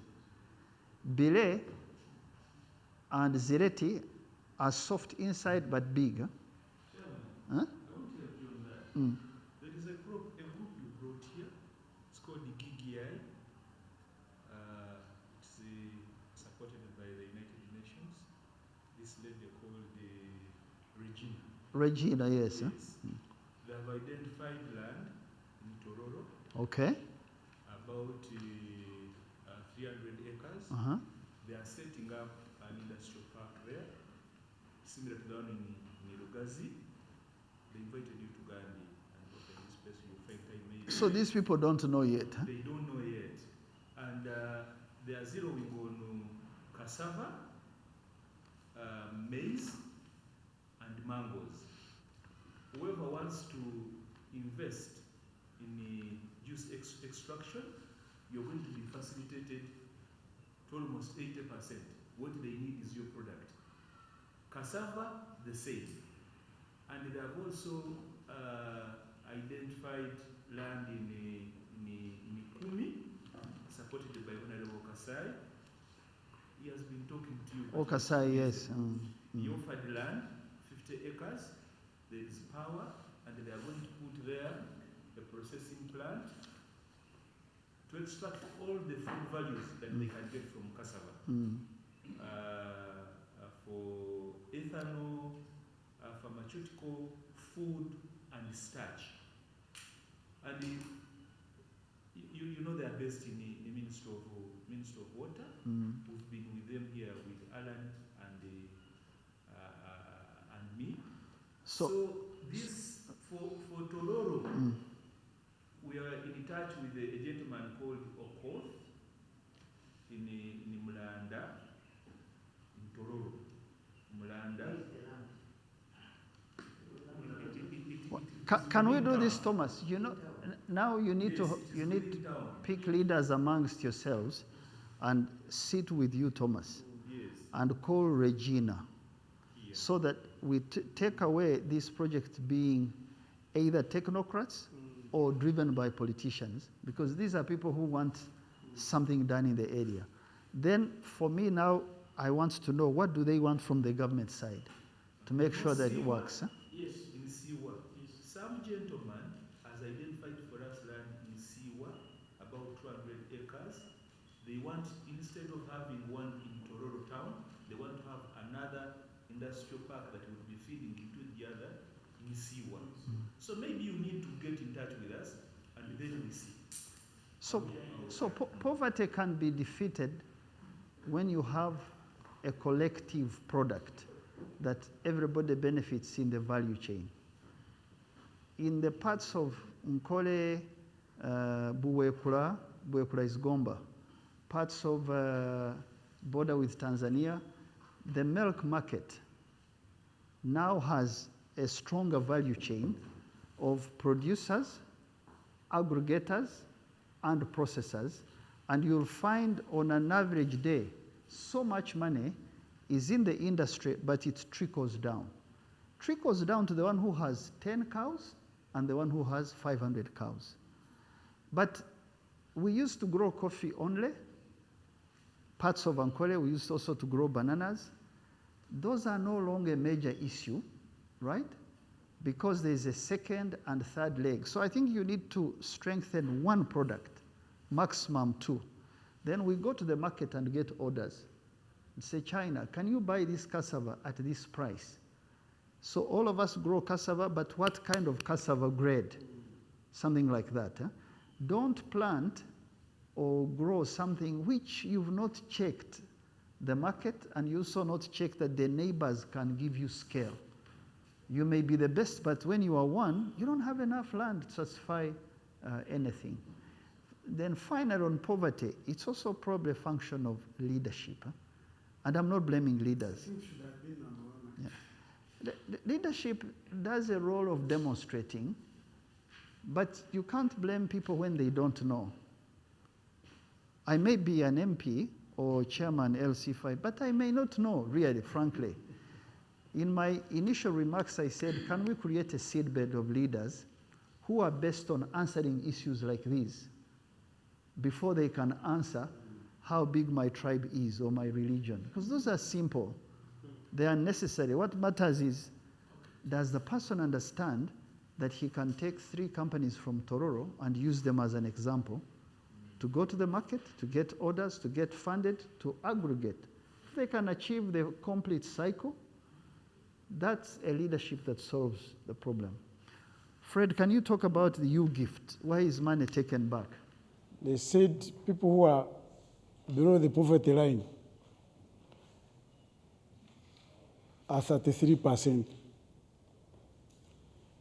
Now, for you are educated. If one has come from 75% and is now at 33%, is that an increase or a reduction?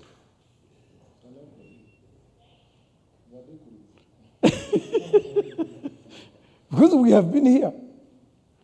I don't know where you come from, but you go and look at your villages. Because I don't speak from the high things. Look at your villages and look at the number of people who have iron sheet houses as of now and those who had it before. Look at the number of borders in the area. And by the way, look at the number of people who are still walking on foot, 20 miles to get the public means. How many do we have now compared to that time? So honestly, poverty has been reducing, but at a slow pace. What I agree with you, somebody mentioned it here, perception. We are running into a crisis. Who is the broker? You're the broker. Now that's where the problem is. The brokers. About 2 years ago, 1.5 years ago, somebody took a picture of potholes in Kampala. And it was all over. Kampala is now 1.5 years ago, government launched a project of upgrading roads. Now these brokers who were splashing potholes, I have not seen them showing what is being done now. No, I'm talking of things which you know. Because Kampala is now a construction center of infrastructure. And most roads are about to be completed. Now these brokers, they are quiet now.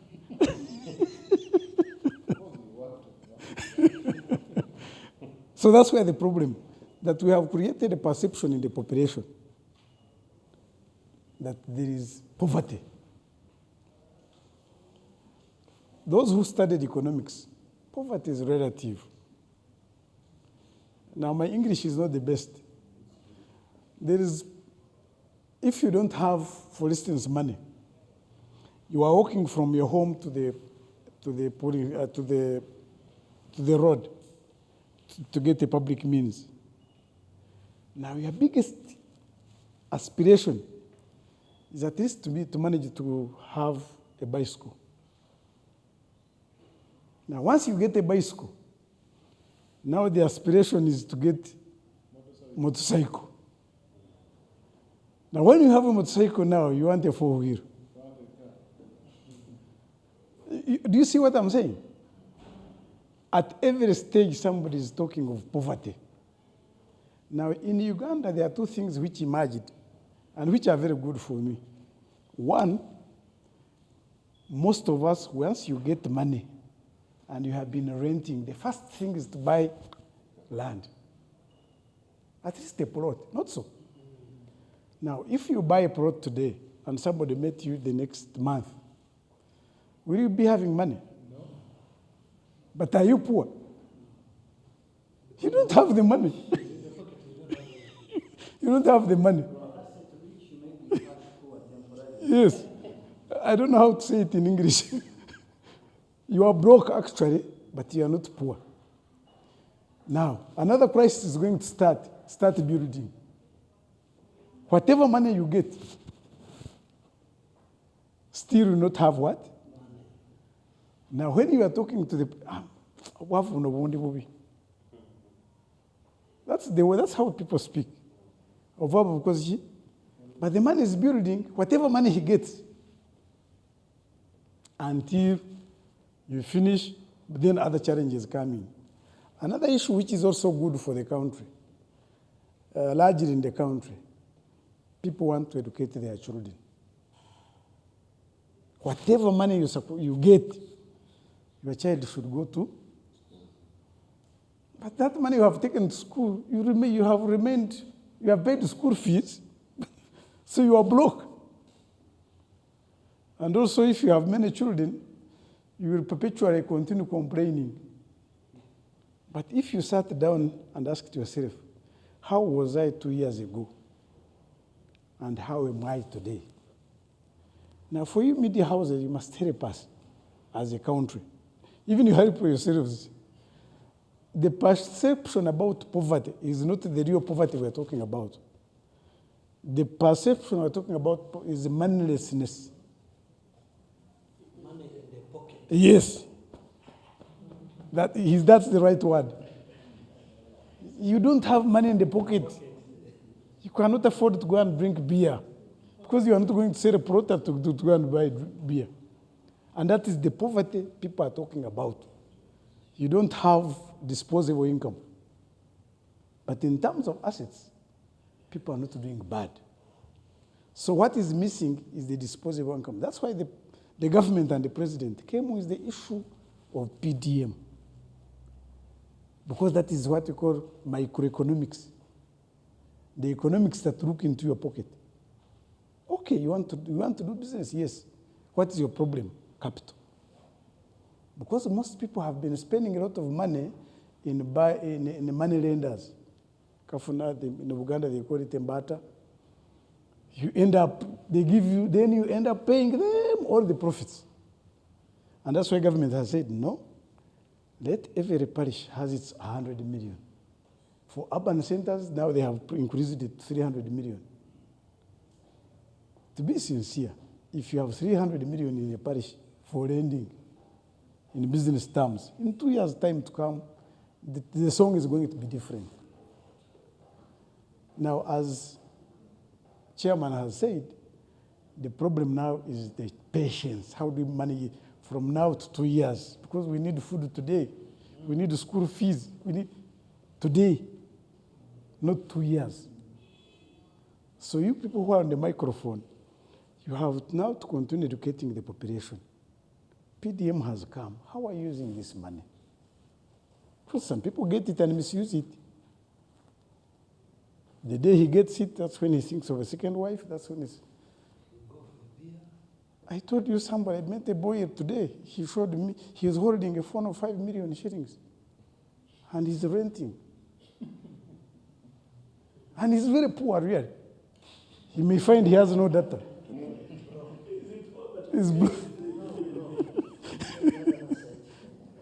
You know, so we must fight perception and mindset. how are we setting our priorities? Me, that's why I normally talk about myself. I said I will not buy a car when I'm renting.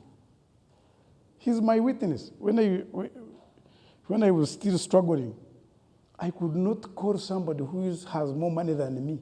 I can beep you. If you find I'm important to you, you'll call me. And then some people spend money. A local person goes, Damwine, ha, by the time he finishes, 2,000 has done what? Has gone. Like border sector. They have been getting loans. They call it Vuga Chisanja. They give him a motorcycle of 5 million. By the time he finishes it, he has paid 15 million. So the president has said no. He has brought 2 interventions.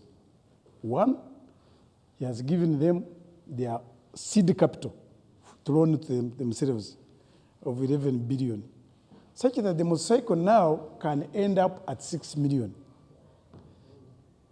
He has also introduced to them the microfinance support center, which is giving them motorcycles of 6.2. By the time you finish payment, it is 6.8. From 15 million, we are addressing the issue of poverty. So the biggest issue to deal with is mindset, changing perception, and you have the key. Me, I know how much the media can do. If you become allies to this message here, the country will change. The last one I wanted to emphasize, which the chairman has talked about, leadership. Leadership. How do you elect a person who cannot feed his family? And he's the most popular. But he has no food at home. Now, what is he going to tell you? People have gone to banks, borrowed money. I am happy with this one. Passed and opposed in their primaries. I hope you have not mortgaged your house. Leadership. What kind of leaders are you creating? There's something you are talking about. A member of parliament, like this industrial park. For an industrial park to exist in an area and your people are not employed there, it is the question of leadership.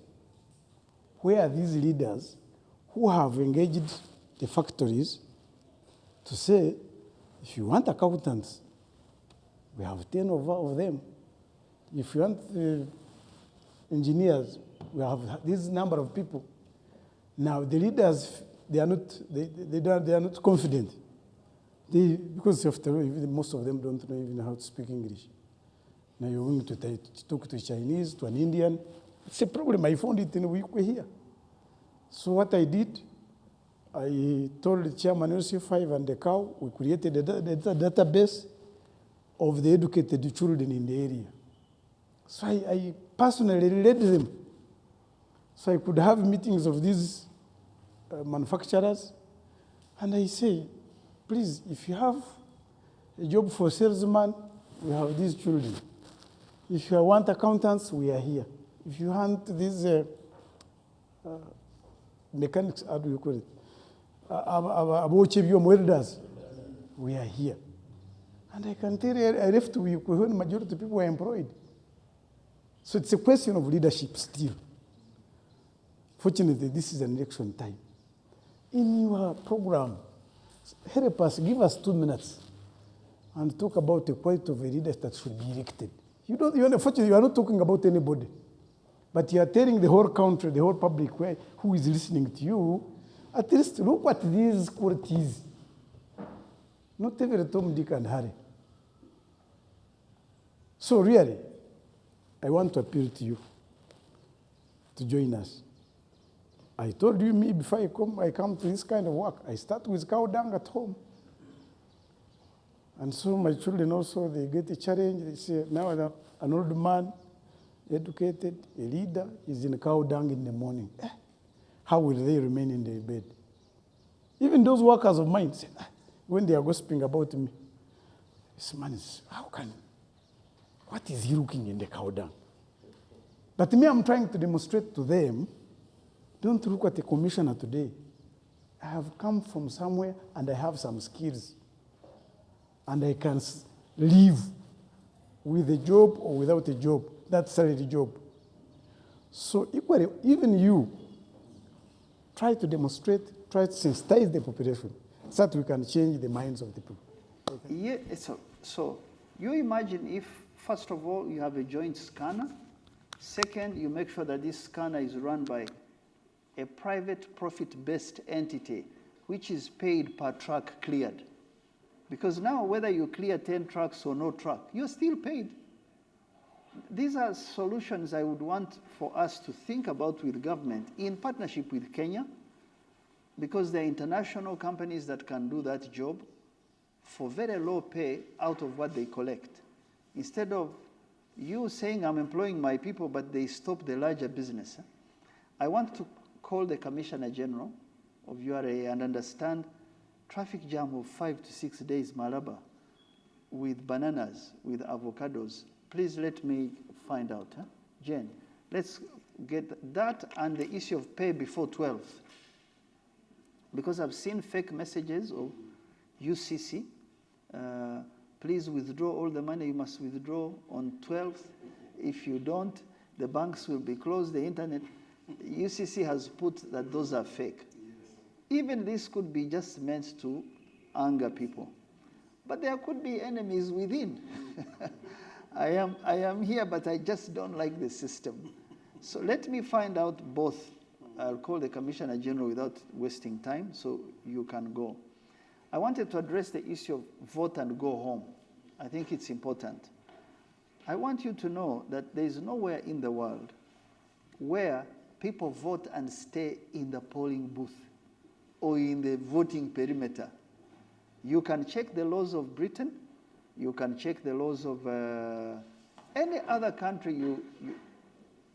Voters are not allowed to stay in the polling station for two reasons. The candidates have agents. If you are a legitimate candidate and you're on the ballot paper, you have an agent.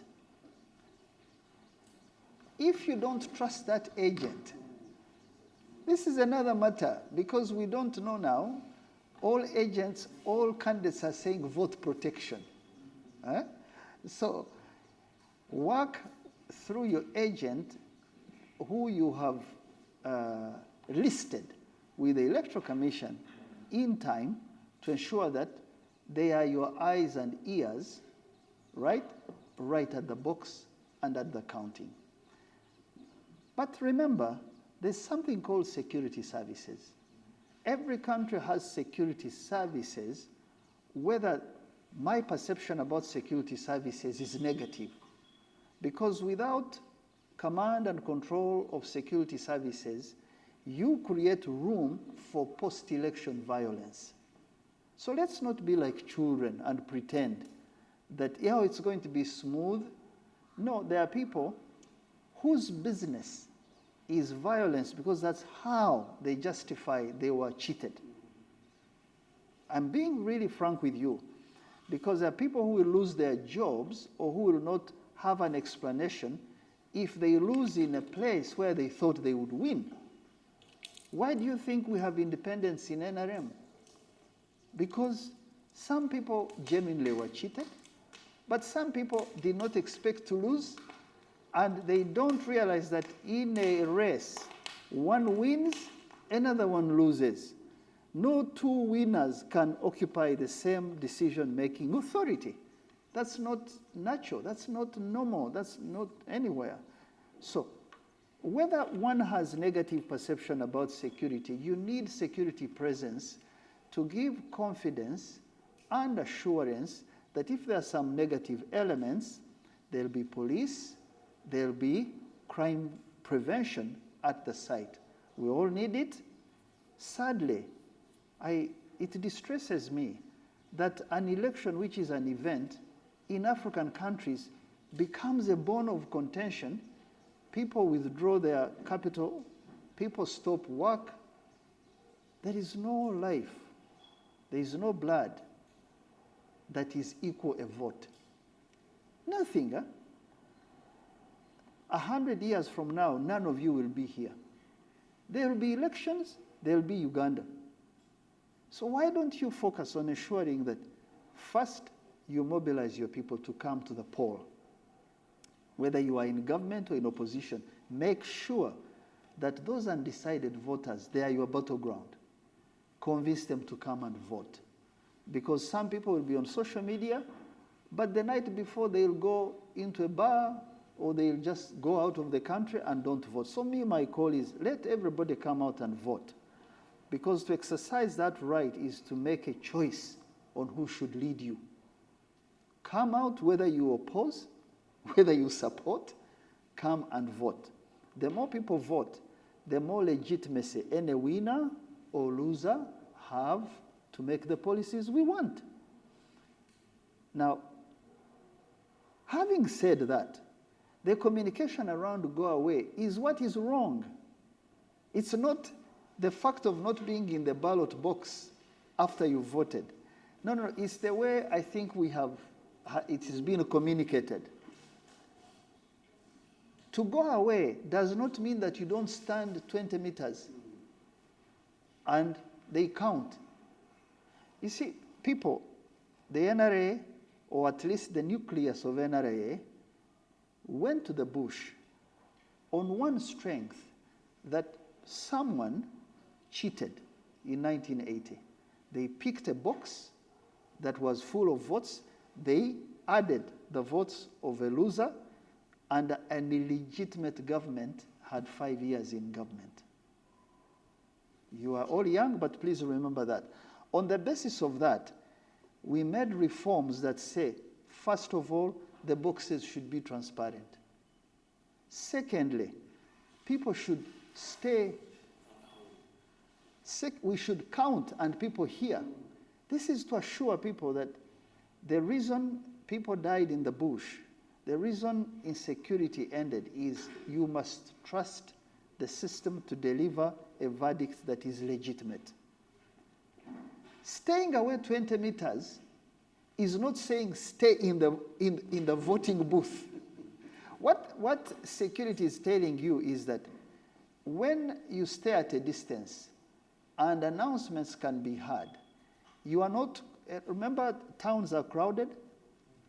Towns don't have large football pitches like Mbale or Kasese. People are voting. If you go to some parts of Kampala, there are polling stations next to each other in the middle of not very well arranged places. If something happens, how do you evacuate innocent people? How do you protect the vote? You must stay off a distance, count, because this is what other countries do. Even if other countries didn't do it, the NRM has the largest form of democracy because you try and get the disabled, you get the older people, you get the women, you get the youth. You're trying to create a broad platform to heal the wounds of the past. You cannot be the same saying, go home, lock your doors, and you hear results. This is a misrepresentation of the intent of this. Please explain it. It is in places that are violence prone. Remember, some of the presidential candidates have warned that they will demand, if they lose, why they lost. Now, what should security services do? So I ask you, let's not add extra pressure on security services that are already stressed for running rallies, stressed for now at the polling station. We have leaders, we have agents, we have people in the local community. We can tell who wants to turn violent and hand them over to security services. NRM cannot eat its own products. We can't eat our own children by saying, now pull back. Remember, some people were saying that there should be elections of the president by parliament or by a smaller group. Some of us said, never, ever because that really takes us back. You must bring your ideas, your agenda, and campaign effectively, convince people that you have the right understanding of the country and its future. Now, we don't care if you are musicians. Musicians can be smart. We don't care if you are former security. Former security can be smart. Please don't pass your eye through. I see some people say, this one, what can they do? Please, please. Leadership can come from strange places. What we should look for is, are you capable? Do you have the right agenda? Do you explain it in a manner that creates hope? Or you play on our fears? You play on negativity. Every country has a negativity. I have never seen a movie out of Hollywood that shows a place in New York, the back channels of New York. There are places in New York where they say, you are going to walk here, remove your watch, remove the necklace, put them here, and walk holding hands. Because you'll meet people with knives. You'll fall into pit latrines. New York, they never show you because they protect the image of their country. It is us who are holding phones, showing every dirty laundry as if we want to live in another country. You report objectively. If someone is hurting another, beating them, you capture it. We can go to court, and the person is penalized. But don't be children at a time when we need to keep stable and grow. I hope this helps you on the go home. Let me end with this issue of fish farming, the fact of fish and what has happened to tomatoes.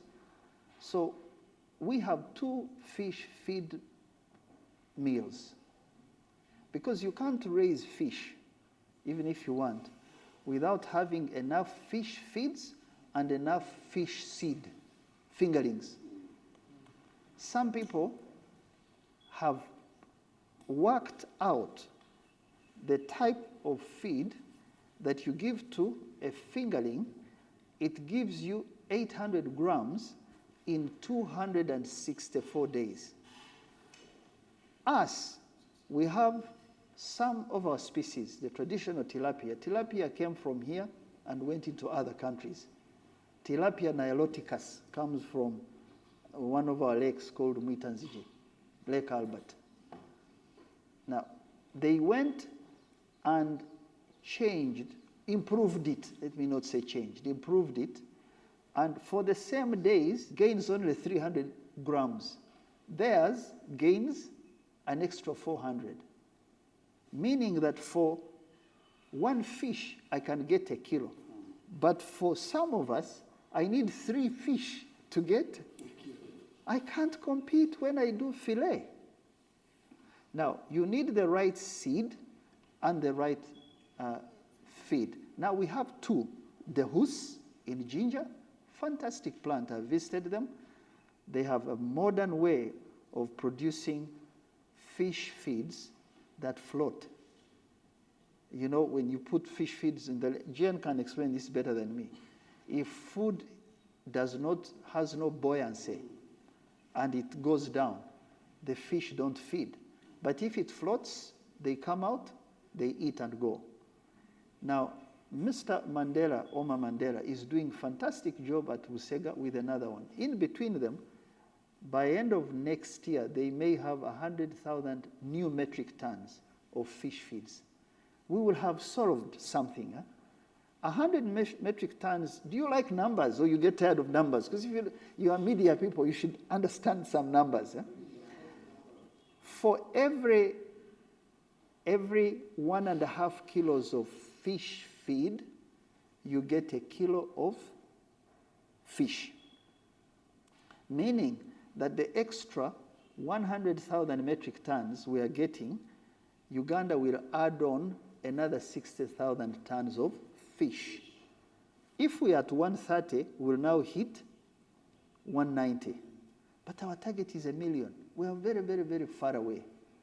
For us to make 1 million tons, we must have 800,000 metric tons of maize going into feed mills. We must have 600,000 metric tons of soya. Who is growing all these things I'm talking about? I drew a chart for you. Because the fish is exported. The feed mill would buy from an aggregator because it is giving him to export. So he's kind of thinking through how to get it done very well.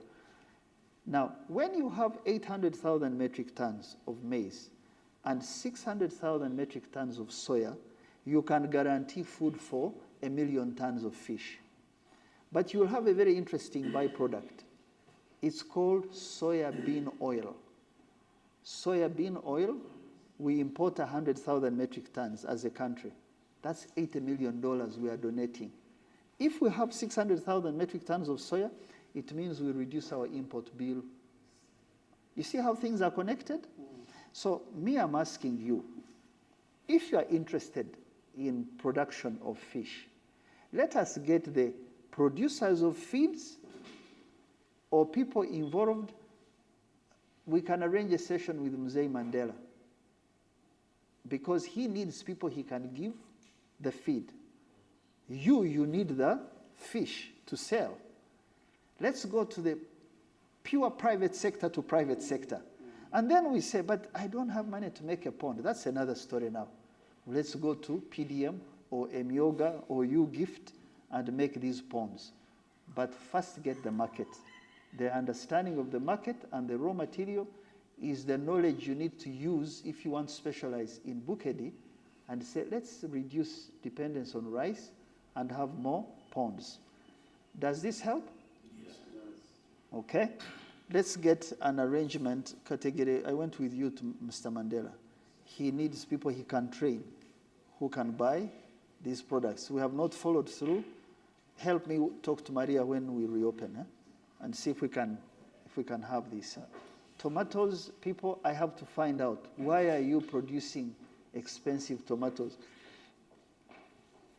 I also want to assure you that the Kenya market buys also our products.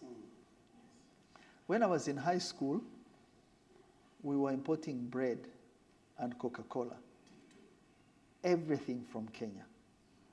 And it was a very good market for Kenya, right? And I remember on 14th of November, 1987, the two countries pulled armies to the border. Some of you were not yet born. And now we said, okay, so if you are getting bread and soda, fortunately our president, he's a very wise man. He said, you know what?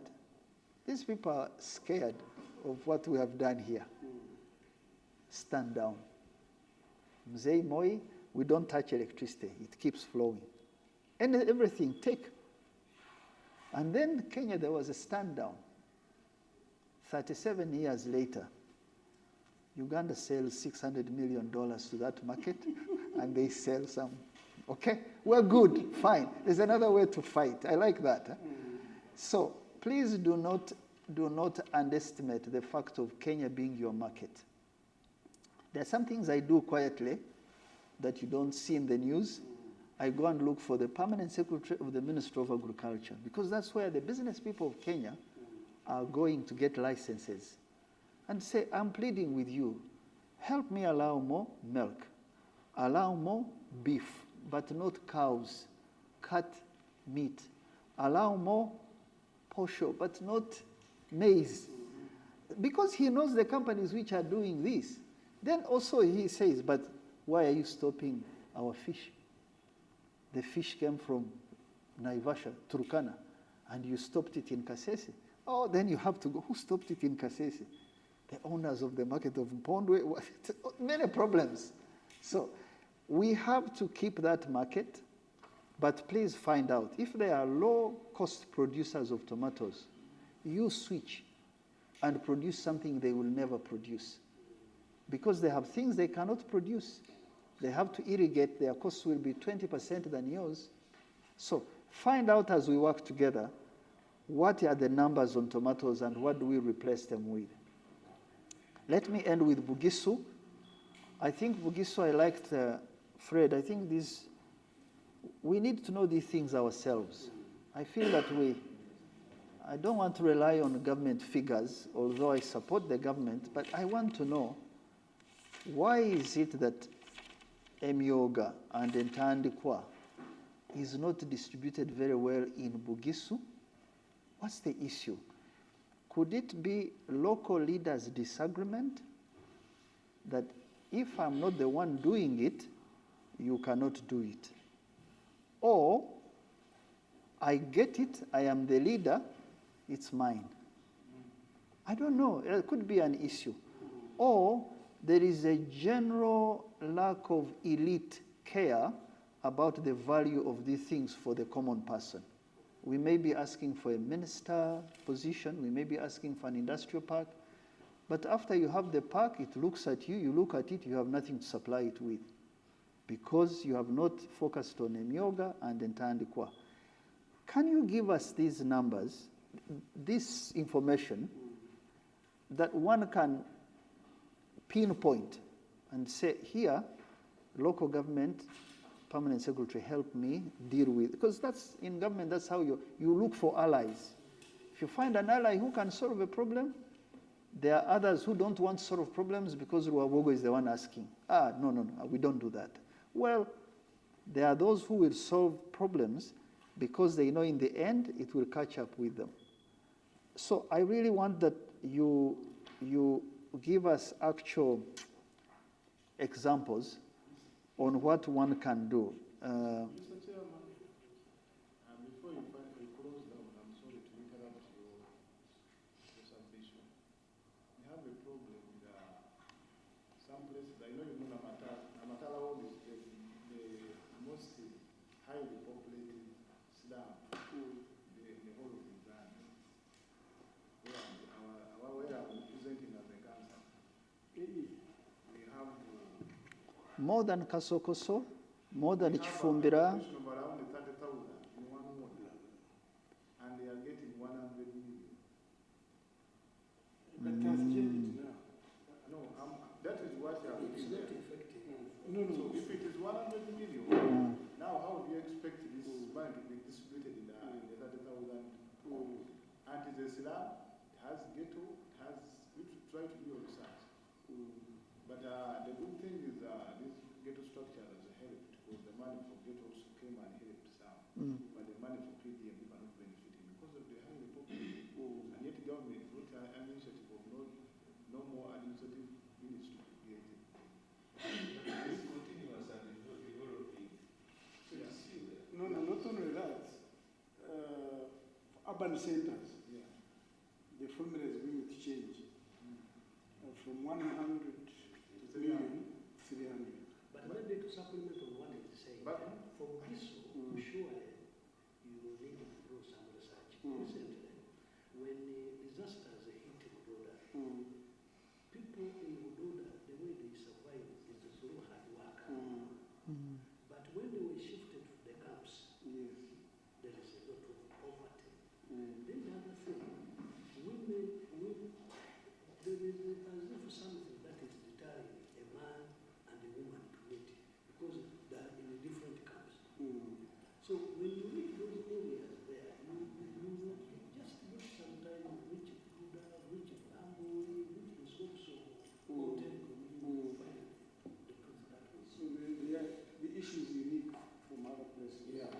You need some more research on that. But, Can you help us with that information? Because there are structural problems of a society.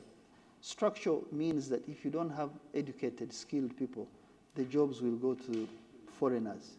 So you deal with industrial hubs, the president has been putting, people can learn quickly. But there are problems that are incidental or occasioned by circumstances that you didn't know yesterday. A landslide. A landslide is like the Konye War in Acholi. Imagine people who lived their lives, had animals, had suddenly they are in internally displaced camps. What happens? Stress, alcohol, violence. But you see, the problem was not that the people are not hardworking. It is the circumstances of a war that triggered. So if you can help us separate these things, what are the structural bottlenecks that we can resolve using government programs to stop the descent into poverty? And what are these circumstances that are new, that are operational, and institutions of government are either sleeping or so slow to respond? Then we know where to start from.